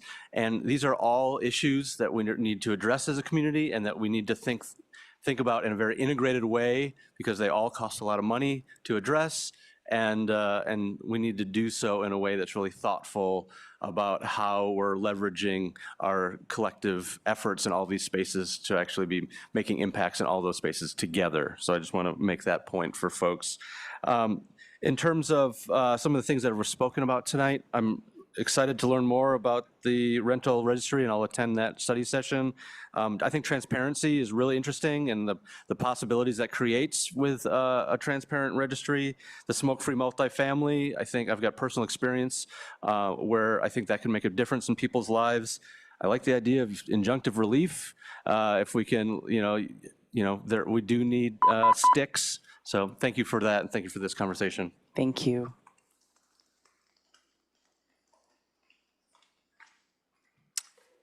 Good evening, Council. I'm Graham Updegrove. I am a real estate broker and a landlord, luckily not a property manager. I do support safe and healthy housing for all residents of the city. As a landlord, my investment properties are just that. It's part of my investment, it's part of my retirement. It's something that I care for. I think a lot of other landlords take pride in their rental properties, and no doubt that there are some bad actors both on the landlord and the tenant side. I'm glad Cal Poly presented just before this. They have a huge responsibility in this issue. I'm glad to see that some of the units are just starting to be delivered. Hopefully that does ease some of the supply side constraints. To Councilmember Boswell's point regarding habitability conditions, in roughly the last 2 years, we have 77 verified complaints. That's a fraction of a percent. Is there a way to empower tenants to reach out to the city for code complaints and give code enforcement more teeth to actually address these? There's already a lot of laws that regulate safe and healthy housing. I would advocate for increased education to tenants and landlords about their rights and responsibilities. I would advocate for rent assistance for those facing homelessness. I would advocate for financial assistance for mediation and maybe a voluntary inspection program. I would oppose additional eviction protections and regulations above and beyond the TPA. Staff report notes that there's an expected budget shortfall. Adding additional staff resources or full-time equivalents is not financially sound. I would oppose a requirement now or in the future of a required inspection program. We saw how that played out. I'd like to question staff on how much education has been done to landlords in the last couple of years, similar to the last year's memorandum on housing conditions. And if a rental registry is pursued, incorporate the data capture into the business license. Don't recreate the wheel. Thank you. Thank you very much. And that was our final public commenter. So we will turn back around to staff and ask if there's any initial response you would like to share based on public comment, and then we'll bring it back to our colleagues here to share on the staff findings and strategic next steps.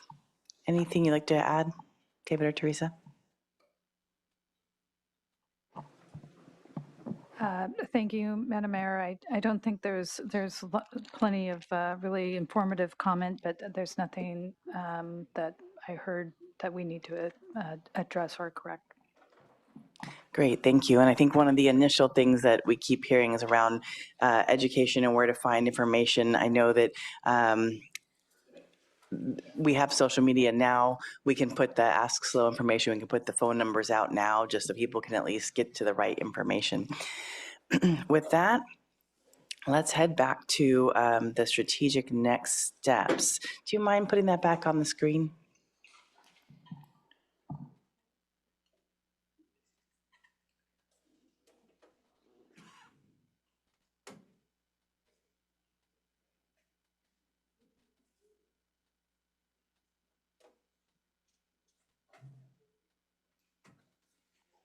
Okay, so with this, there was a lot of really good information that was shared with us. I do, as a past renter, have some not so pleasant stories as well, but I'll withhold those from here. I think on the first one of directing staff to return the City Council with an ordinance to remove the long-term lease exemption as part of a broader cleanup of the mobile homes, I believe that I would love to see that move forward. I don't know as far as getting more information on that for the study, the next study, or the next action actually in that one. We'll see what the rest of my colleagues say.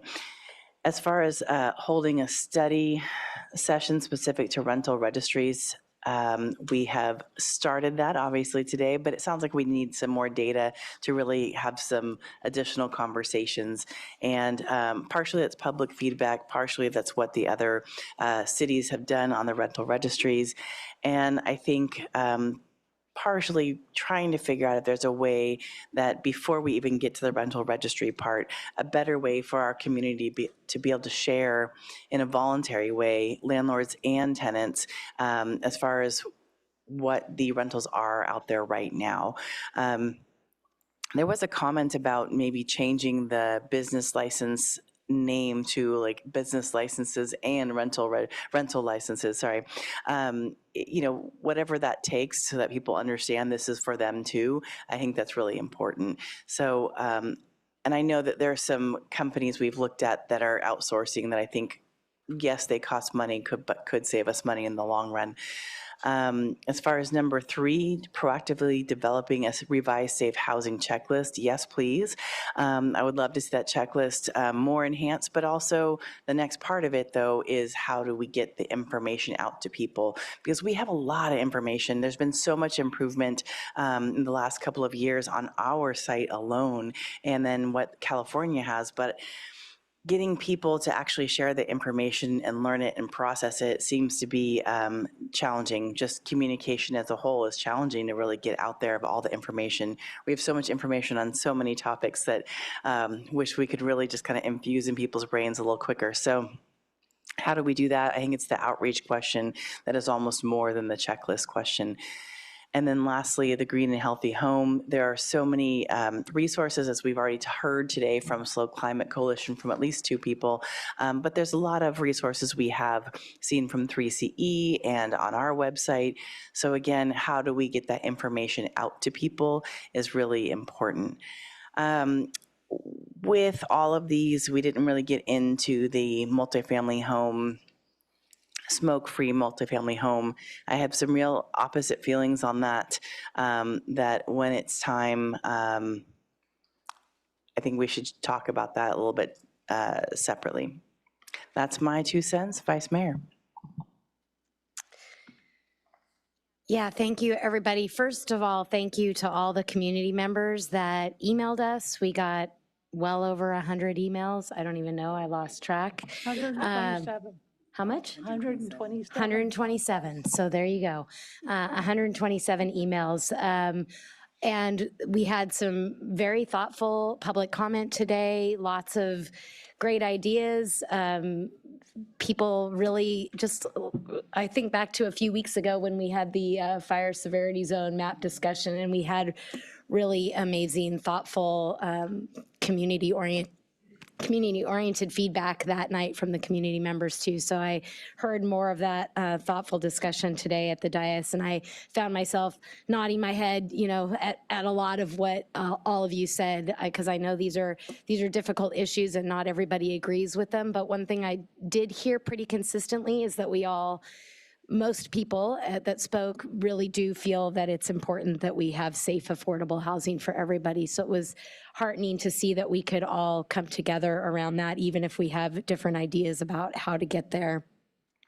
And I think it's important to note that one of the comments that somebody said is that even no matter what we talk about doing tonight, this is only a study session. We're just giving staff an idea of where we want to focus our energy going forward. We're not making any decisions about whether or not we'll have a rental registry for sure, or whether we'll have added eviction protections for sure. We're just giving staff feedback so that they can move forward with the direction that we provide. But one thing that a community member said is that we still need more housing. We still need a lot more housing. We heard Cal Poly talking about how they're going to contribute to the success of our housing issues, hopefully in the next few years. But even with the 4,000 plus beds that Cal Poly is going to add, we still need more housing in our community too. So I don't want that to be ignored in this discussion. When I met with staff earlier this week, just yesterday actually, seems like longer ago than that, but just yesterday to talk about how they would like us to provide direction. They gave us some strategic next steps here, but one of the things that they also said was, could you give us maybe some ideas about what is your priority in the short term versus the long term? So I kind of divided my my comments up in that method, what I'd like to see more short-term versus what are kind of the next steps 6 months or a year or more down the road. And I think I agree with the mayor. I think we really need to modify our mobile home park stabilization ordinance and remove the long-term lease exemption to ensure protection for mobile home renters. I think that I hope we all agree on that. We've seen that impact negatively some of our mobile home residents already, and so it's sort of a loophole that we need to close and fix. I also am, in the short term, very supportive of all the education efforts that staff has proposed.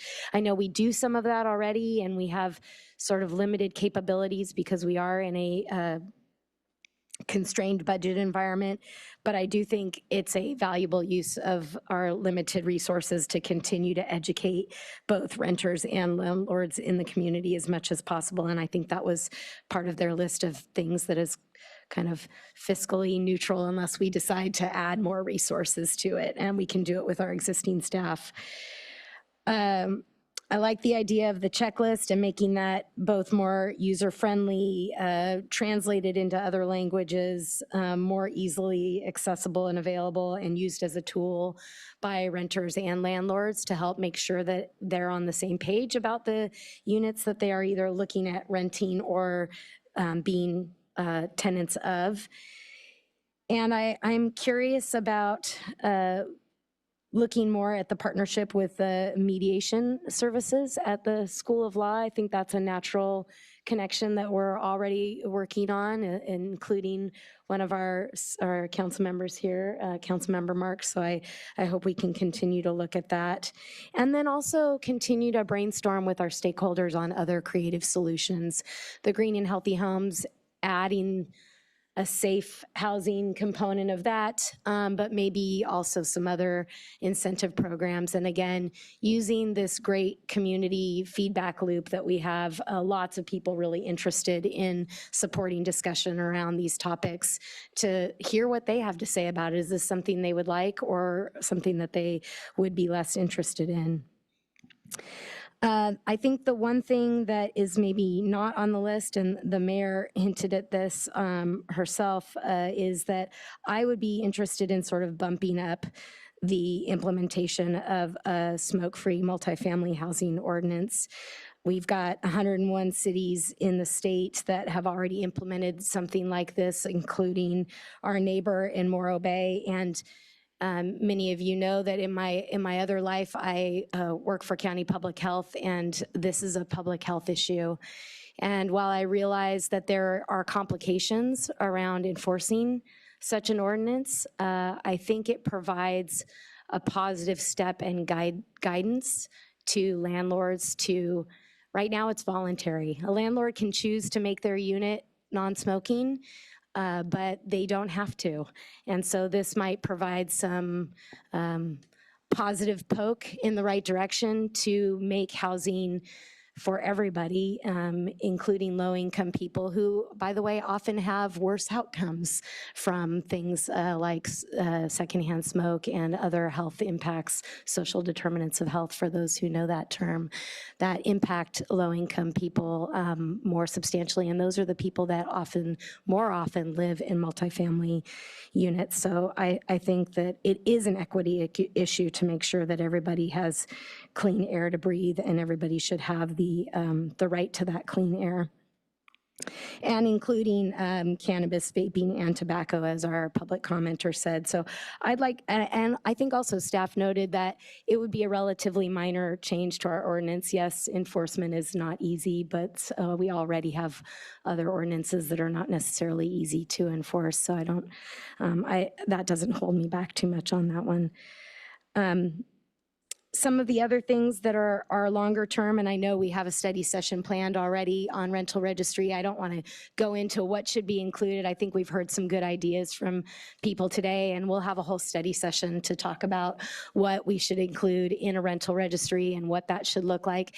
And I do hope that when we have that discussion, that staff like today come with sort of a variety of options, you know, a continuum of what would be the most cost-effective, straightforward, easiest way for us to implement something like that, and then what's like the sort of Cadillac version, what's the maybe more expensive but most comprehensive way to do it, because I think we do, as many of our commenters noted, we do need better data before we can decide other changes that we might want to make in the future to protect renters and make sure that everybody has the right to stay stable and safe and clean housing. And with that, looking to see if I missed anything. I'm less interested right now at looking at a fund for rental assistance because, as I mentioned, there is rental assistance available in the county in other ways. It's probably not enough. It's probably never enough, but at least there are resources there. So that's maybe a further down the road topic to look at. Especially when resources aren't quite so constrained as they are now. And I appreciate the interest in the community members in asking for a timeline on when we could possibly implement some of these things. We know we have somewhat of a timeline for the next 2 years and things that we've already identified in our work plan, but maybe that's something that we could talk about as we have some of these other study sessions going forward. Thank you so much. Thank you. Councilmember Boswell. Thank you.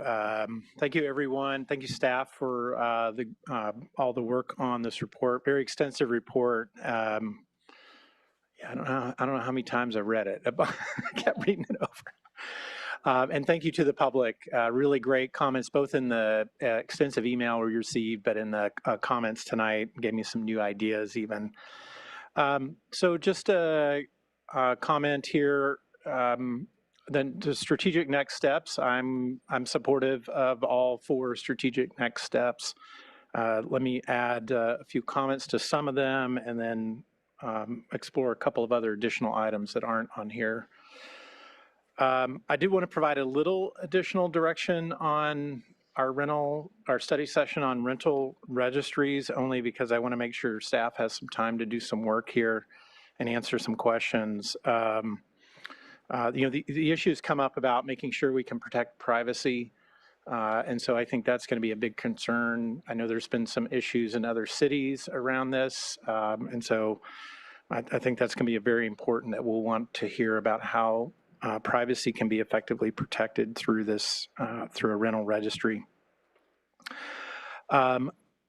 I also would ask staff if they could explore if we can require that the rental registry, landlords registered in the rental registry can be required to provide eviction and rent hike information when it occurs. And then the other question I have about this is whether we can require LLCs to report actual ownership. And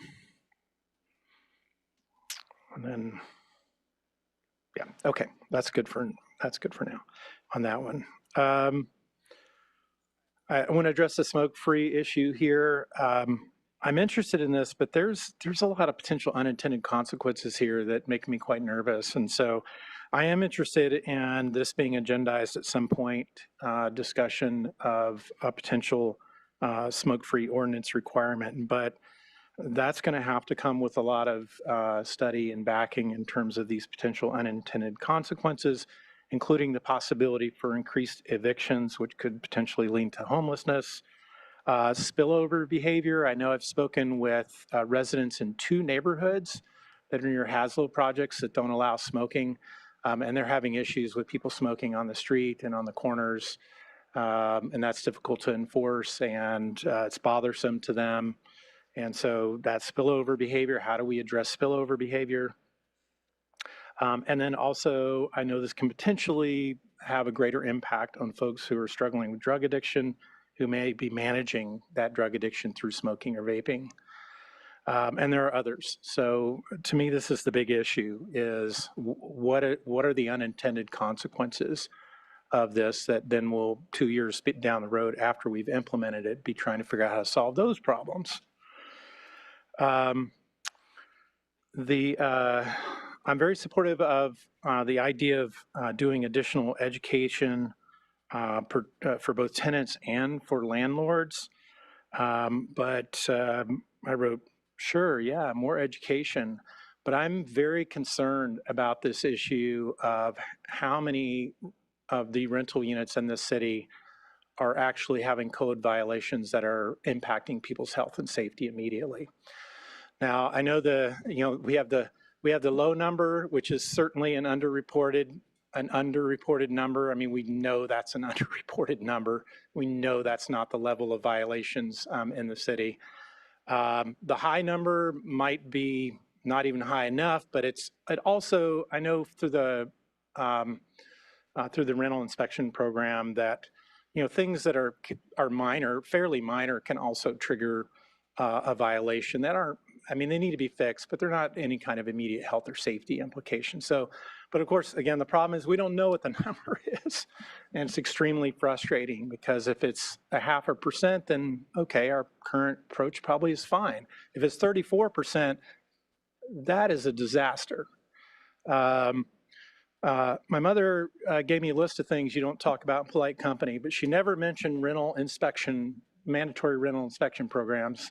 And I know it's kind of a thing you don't talk about in SLO anymore, but I was extremely disappointed when the city council before me just completely threw out the rental inspection program without even trying to fix it first.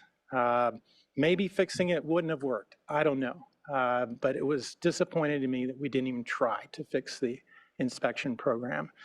So, I have a couple things I hope staff can help develop additional information on, and maybe the rental registry will help, but we need to get a better sense of what percentage of units in this community present immediate health and safety violations. And I know they're out there. I've seen them. I've had my students at Cal Poly tell me about where they live. And in one case, I said, you should move out today. Having the hot water heater, the gas hot water heater next to your bed is not a good idea. And so we need to get a better sense of that data. And we've got to come up with a strategy that to me, the effectiveness of the education strategy will be, do we see code enforcement complaints going up? Because we know they're too low. We know there's more out there. So that'll be the true test. We can talk about education all we want, but a key important piece of education will be some measures and tracking and indicators to show that, and in combination with other programs, to show that tenants are feeling more secure in being able to report violations in their properties and have those fixed. And then just finally, on the direct rental assistance, this is probably a longer term item. So here I would just ask staff to consider trying to get some more data on maybe what the level of the unmet need in the city is ahead of our next financial plan cycle, when we would have the ability to evaluate budget impacts of that. So that's a little bit longer term, because that's a good year or so out. Yeah, that's all I have for now. Thank you. Thank you, Councilmember Marks. Thank you. Well, I wish you'd been on the city council way back when, Mr. Boswell. So, yeah.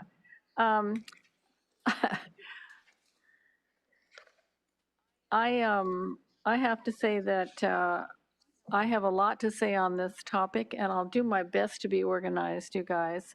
I do think that we really need to fix that loophole in the mobile home ordinance regarding long-term long-term leases being grounds for getting rid of rent protection. And we just had a recent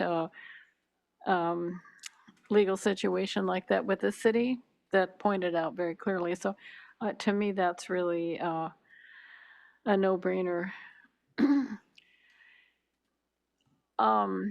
In terms of the rental registry, I think we need to go forward with that. I really heard what the tenants union was saying about action, about concrete deadlines, and not just studying everything to death and then not actually doing anything. So I really feel we need to go forward with the rental registry. And I just want to say that I think it should be mandatory, as the city of, I believe, Albany and Davis. At any rate, I think the rental registry needs to be mandatory for every rental unit, so that you are not allowed to rent in the city if you don't sign up for the registry. And that ties into education. If we don't know who the landlords are, or which units are being rented, how do we know who needs the education? It's not like you're going to get a BA in being a landlord or even a beauty license. I thought that was a great analogy. We need to have that rental registry as a means of communication with the landlords, also with the tenants. I think they need to have that checklist that we're talking about. And I would start with the rental housing inspection checklist, which our wonderful city clerk, in another iteration, which he was in charge of the rental housing inspection program, put together. And it may need to be tweaked one way or another, but it was pretty basic. The question of the kinds of elements or aspects of the rental registry is something we'll look at more with the study session, but I would ask staff to please tease those out so that when we deliberate, we can say yes, no, maybe, tell us more about that, so that we're not just having to pull it out of air, but really looking at concrete things. For instance, is the unit smoking, or does it allow smoking, or is it non-smoking? The pet thing is really important. We got an email about that. Past evictions, I think that's really important to know about. I think the rents really need to be stated. There's the Tenant Protection Act, but there's also recent legislation. I don't know if it was actually signed, but to outlaw landlords using algorithms and basically colluding with each other to continually raise the rents, the market rent, whatever the average market rent is. Let's see. It's important that each unit is listed separately and the database is such that a person who's renting can look their place up and see, wait a second, is my unit actually listed as being a rental unit? And also, do they have a business license? That should be something that, besides education and besides the checklist, also making sure that these rental units are actually getting business licenses. That's not a tremendous amount of money for the city, but it is definitely revenue that we're missing if people are just evading that. I'd agree that it is a step one before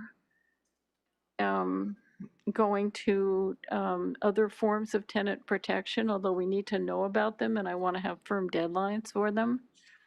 But I think the staff's report again and again was saying that failure to familiarize the community and educate everybody about what the heck this rental registry is, that can lead to a failure, which we don't want to have. We've gone through it with the rental housing inspection program, which was, I believe, a success. Everybody is saying it failed. Well, now they're saying it failed.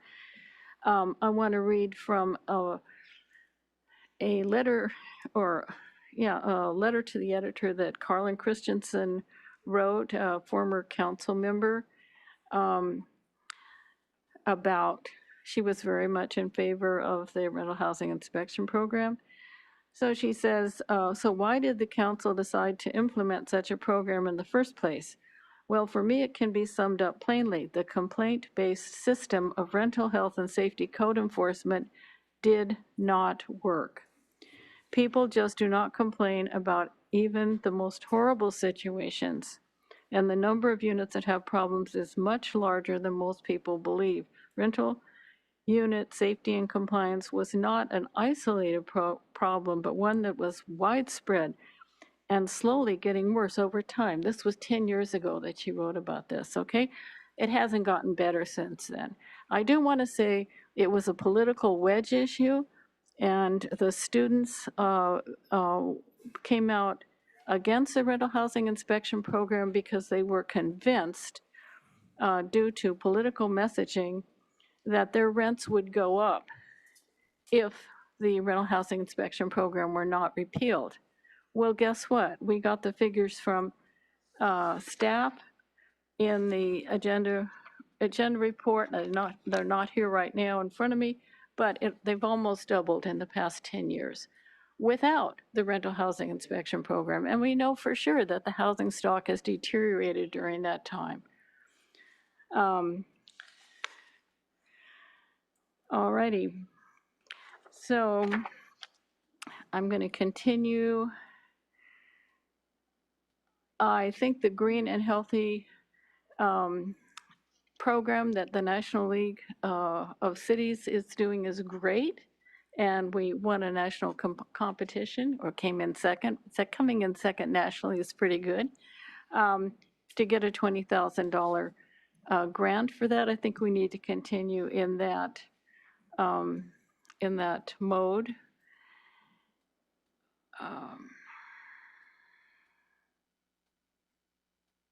Let me just see if I can continue here. I do want to say that that after the rental registry study session, we need to just set dates. I think I would implore staff to come up with dates to actually make it happen. And I want to speak a little bit more to mediation. mediation is, again, if we have the rental registry, then we can have either a handbook or a checklist or some kind of combination educating both the landlords and the tenants. Also explaining to them what the option is for mediation. That can be part of the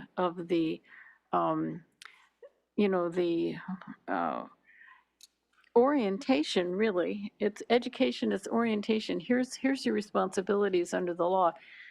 Everybody needs to know them. Okay, I think I'm getting oh. The Tenant Protection Act is not good enough in terms of dealing with all of the rental units that we have in the city. But I think it's premature right now to get into that, although I don't want to just delay it infinitely. I want to take some action there, but I think without having the data that we need to know the scope of what we're talking about with the rental housing situation, we can't move forward. Let me just see what else I have here. On the smoke-free housing information,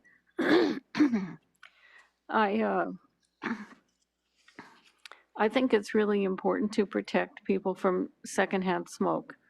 And to do that in a way that that it provides some kind of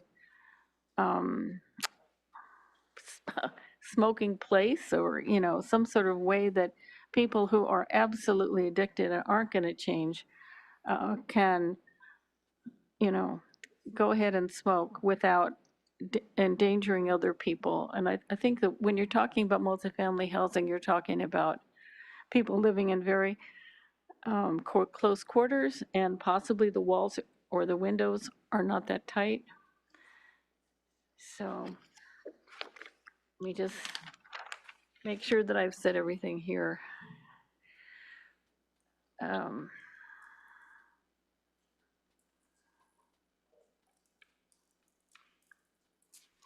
I'm gonna stop right now. One idea I just wanted to throw out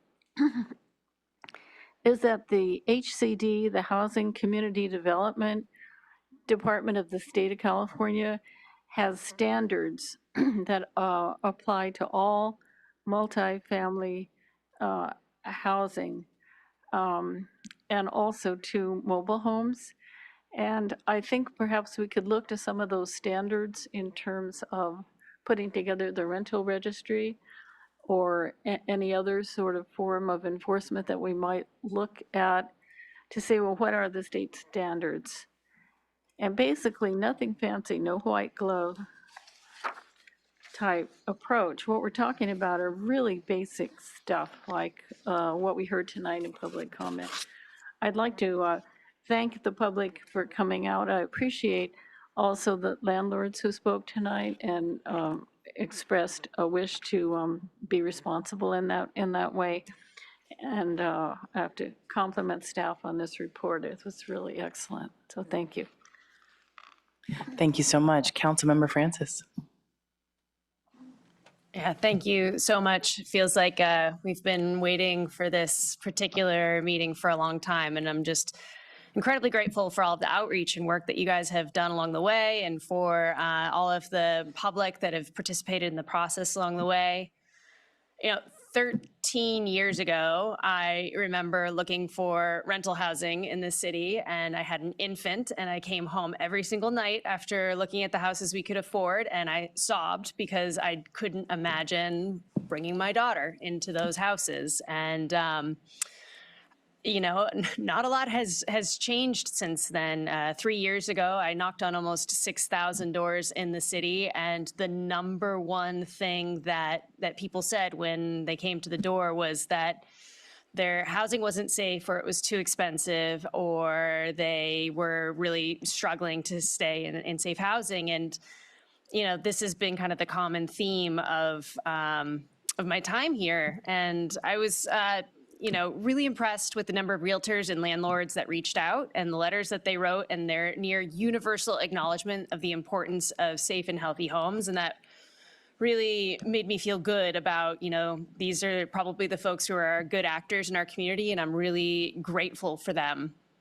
There was also another common theme in those letters, though, that I struggled with, and that was the idea that the rental inspection program was a failure.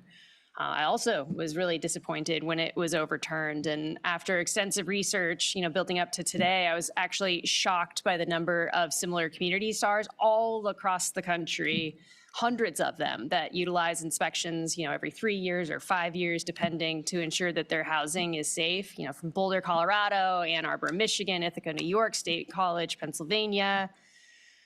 And, I know this is kind of a third rail in our politics here, but it's just surprising to me that our city that's so like these other cities couldn't keep that program. And I think in its brief 9-month tenure and the 1,000 homes that were inspected, we got a pretty good indication that we have a pretty significant issue. And it's probably not the folks that are here that are a part of it, but we have an issue that needs to get addressed. And so, I think Councilmember Marks kind of talked about, the big threat was that program was going to raise rents, and the figures were that, rents went from an average of $1,200 a month to $2,600 a month during that time, which I did a quick calculation using the inflation calculator. And had we just paced with inflation, rents should be an average of about $1,700 a month.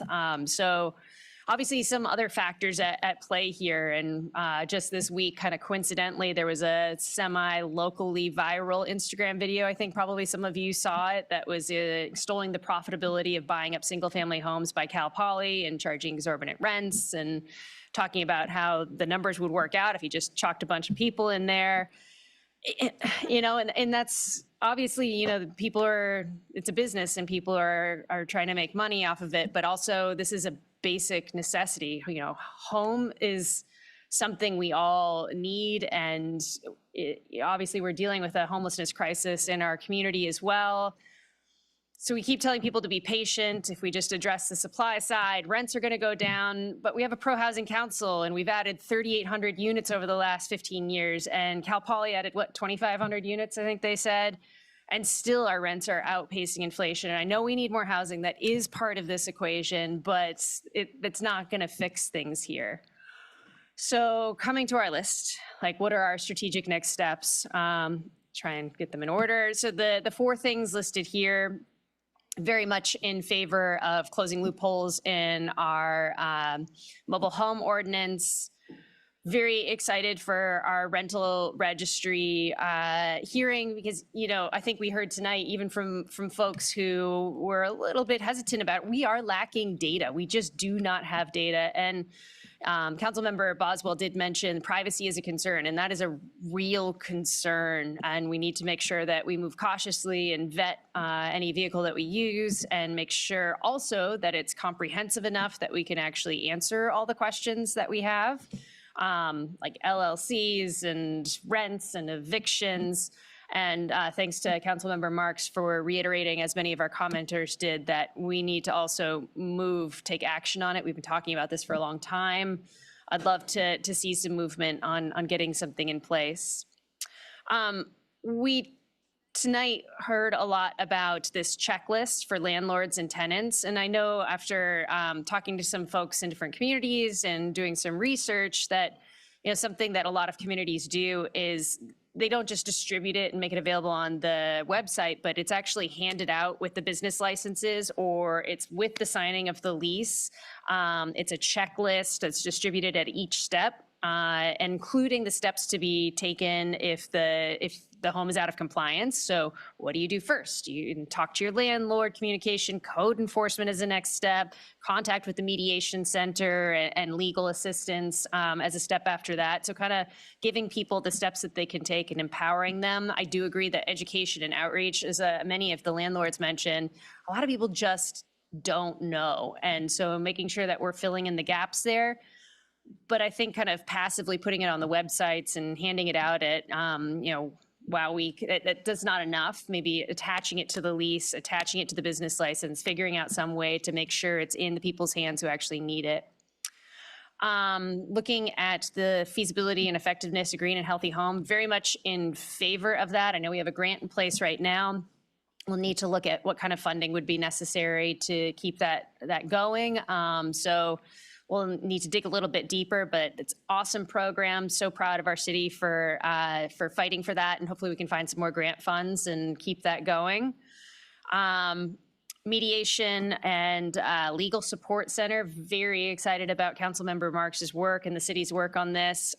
Really hoping that it goes beyond just kind of basic mediation and is able to kind of point people in towards more legal assistance. Hope that it will be able to serve more people that aren't, at the very lowest incomes, but folks who wouldn't otherwise have access to attorneys, which can be out of reach for even kind of our middle income folks here.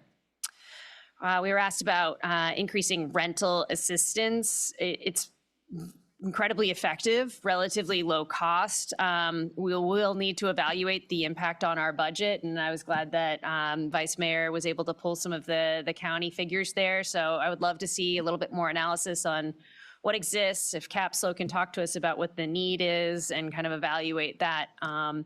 I think direct assistance has been proven time and time again to be a really effective way to help people. And so I want to learn a little bit more about that. Smoke-free multifamily housing.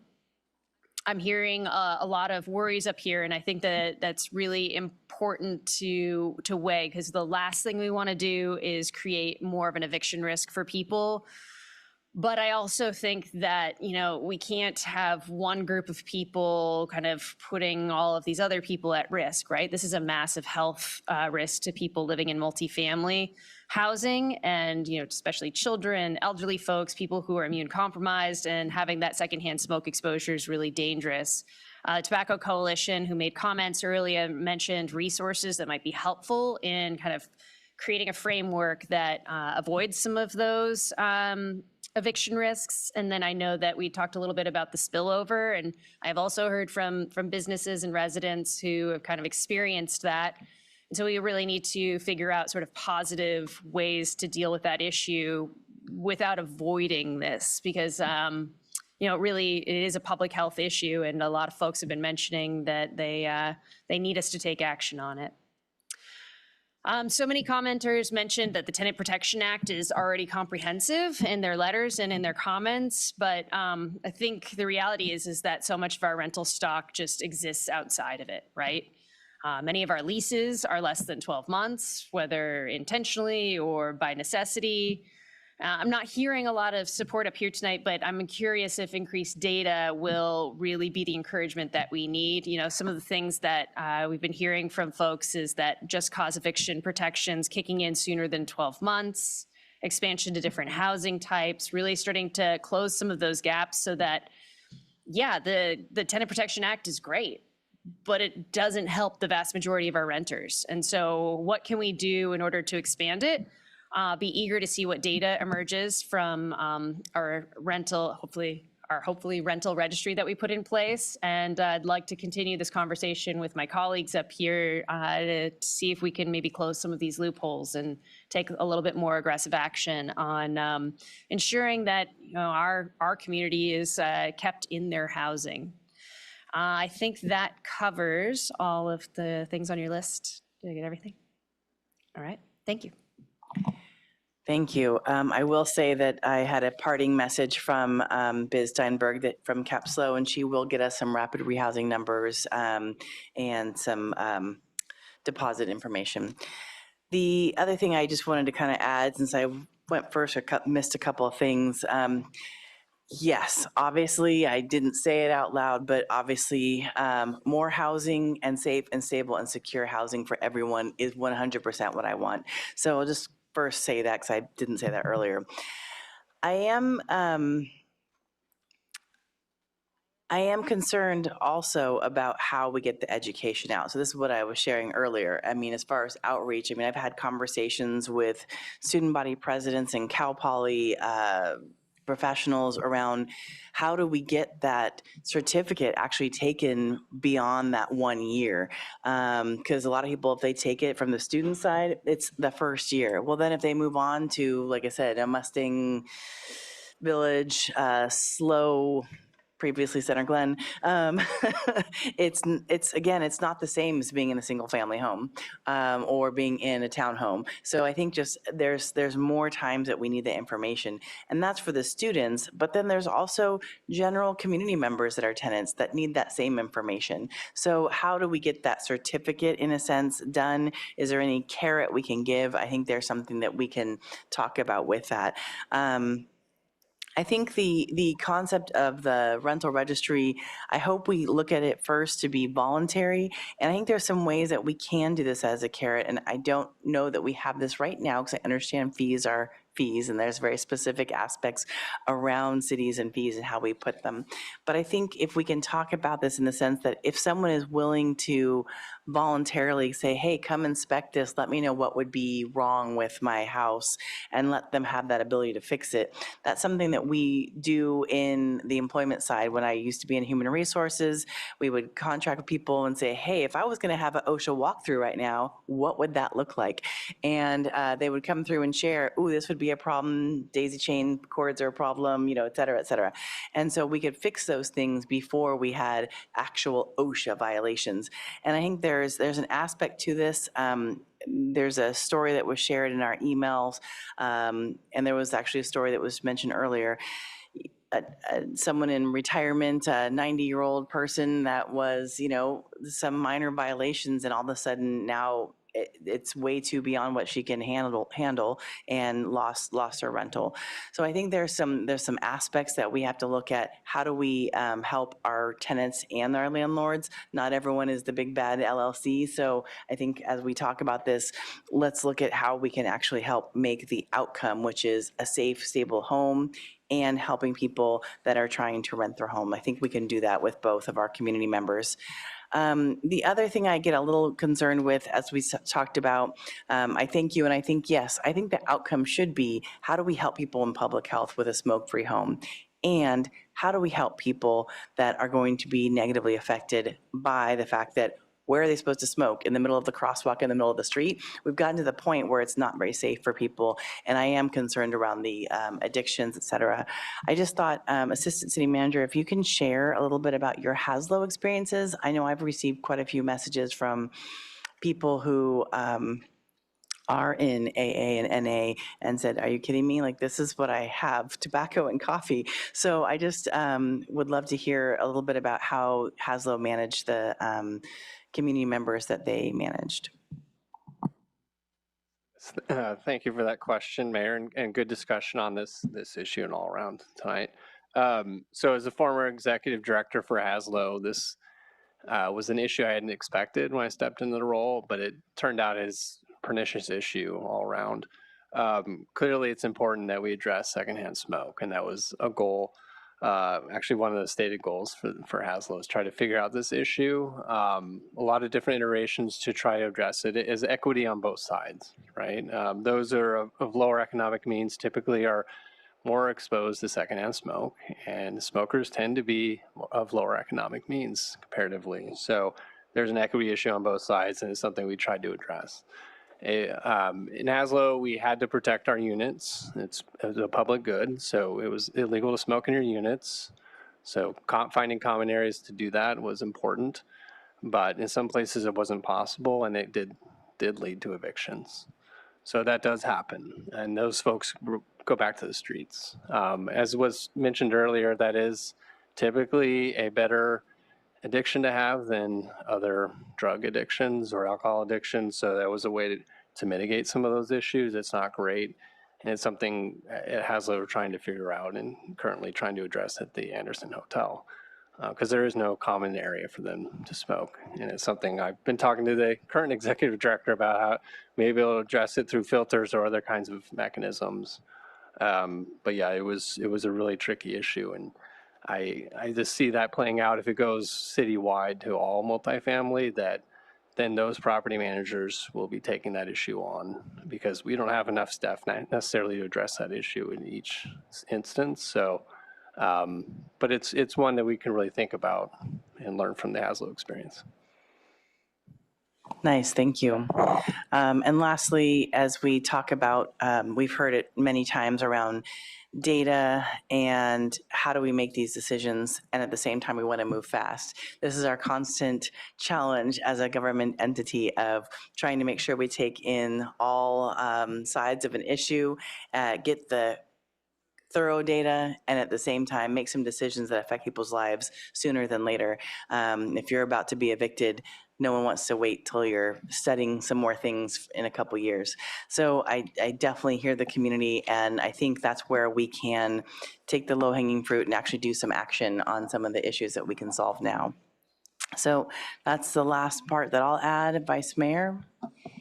Thank you. Yeah, just a couple comments to kind of close out some of the things that others said and maybe provide some suggestions to staff. I appreciate CapSlo being here and offering to help provide some data and some information about city receivers or need around rental assistance.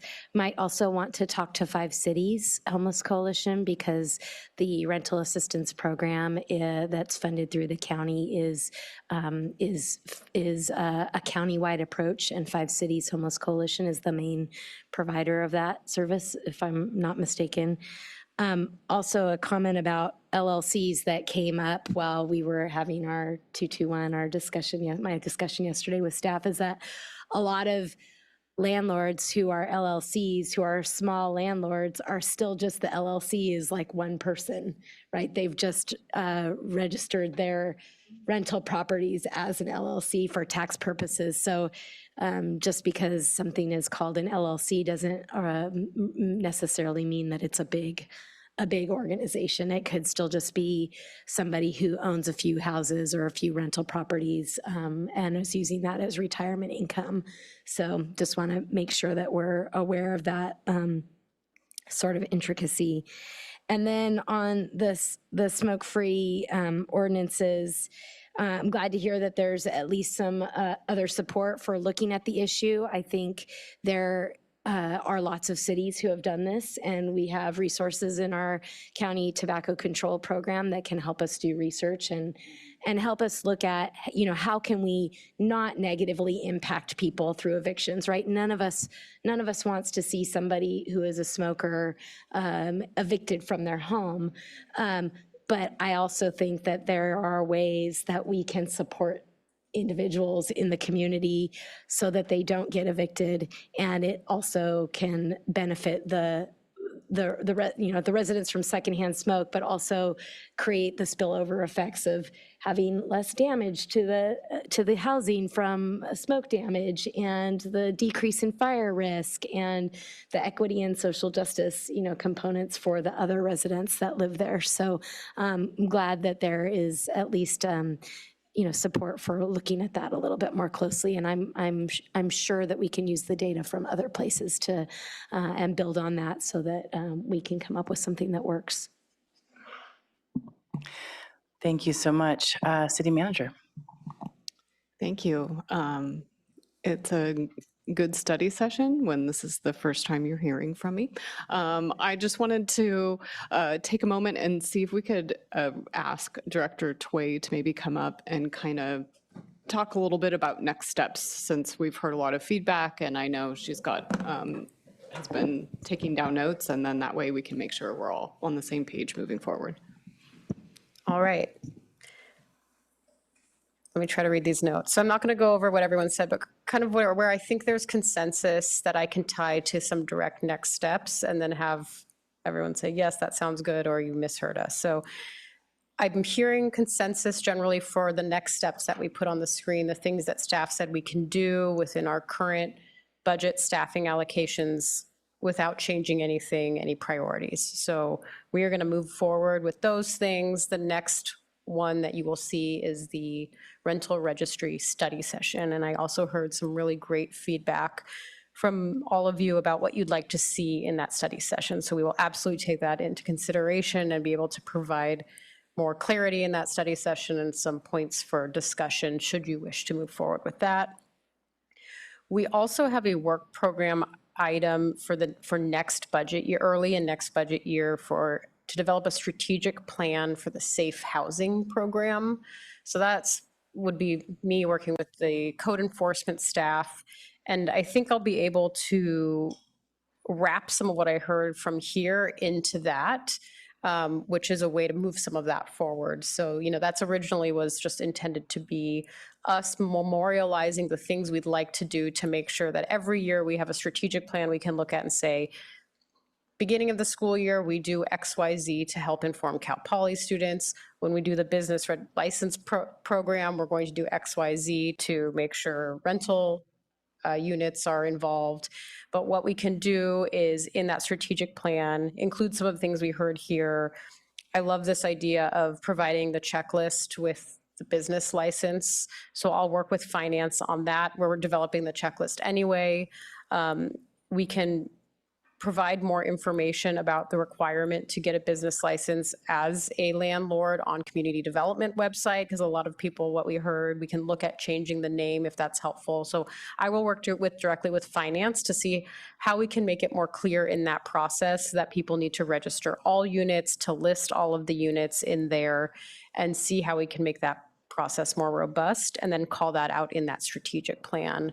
We'll also in that strategic plan focus on more of the education we heard, especially related to landlords, and then proactive education for tenants on safe housing. And so we'll think about this and come up with other creative ideas.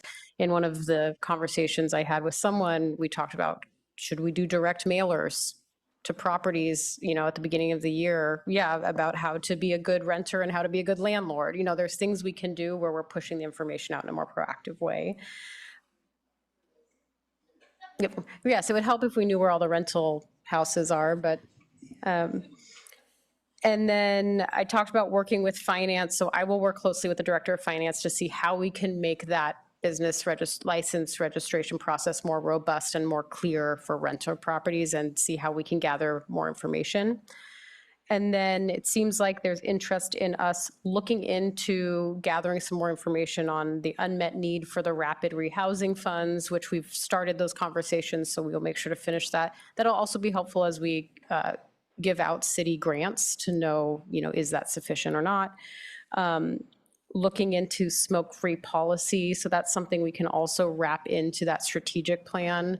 Because it's about safe housing. So if we want to take future action on that, we could look at wrapping that commitment to take a future action, or at least look at it further into that strategic plan. And then I heard a question about getting more information about units that are immediate health and safety issues.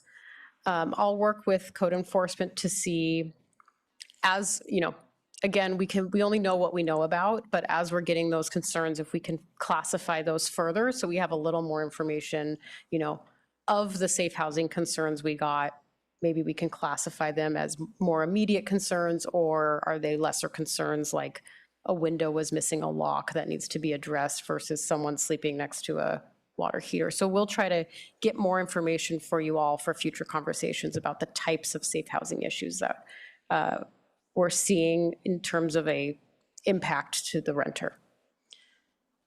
Does all of that sound like there's consensus for those items? Okay. I see lots of thumbs up. We're on the right track.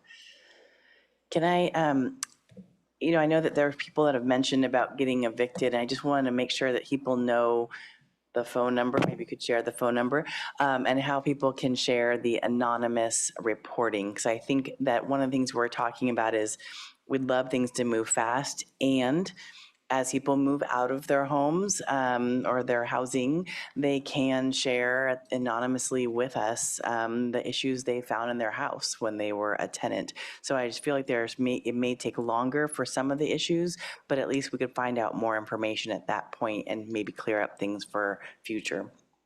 Sure. So if you just Google San Luis Obispo Code Enforcement, a code enforcement page comes up, and there's a link to a field investigation request. You can also use the Ask Slow app, and you can submit things anonymously.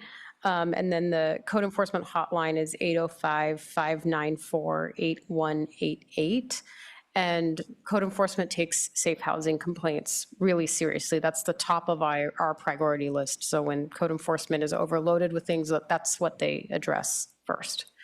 And you can submit them anonymously through Ask SLO. Perfect. Thank you. I figure let's at least deal with things that we can right now. With that, I just want to thank David and Teresa and Timmy Tway and John Mezapeza and the rest of the whole team. We really appreciate this study session. There was a lot of information, and I know there were some timeline questions. I know that we mentioned a study session that will be happening in February and then again later on at the end of 26. So please keep your eyes out for that. And otherwise, I will see you all back here on November 4th for our regularly scheduled meeting for the City Council in the chambers at 5:30. Thanks and have a wonderful evening.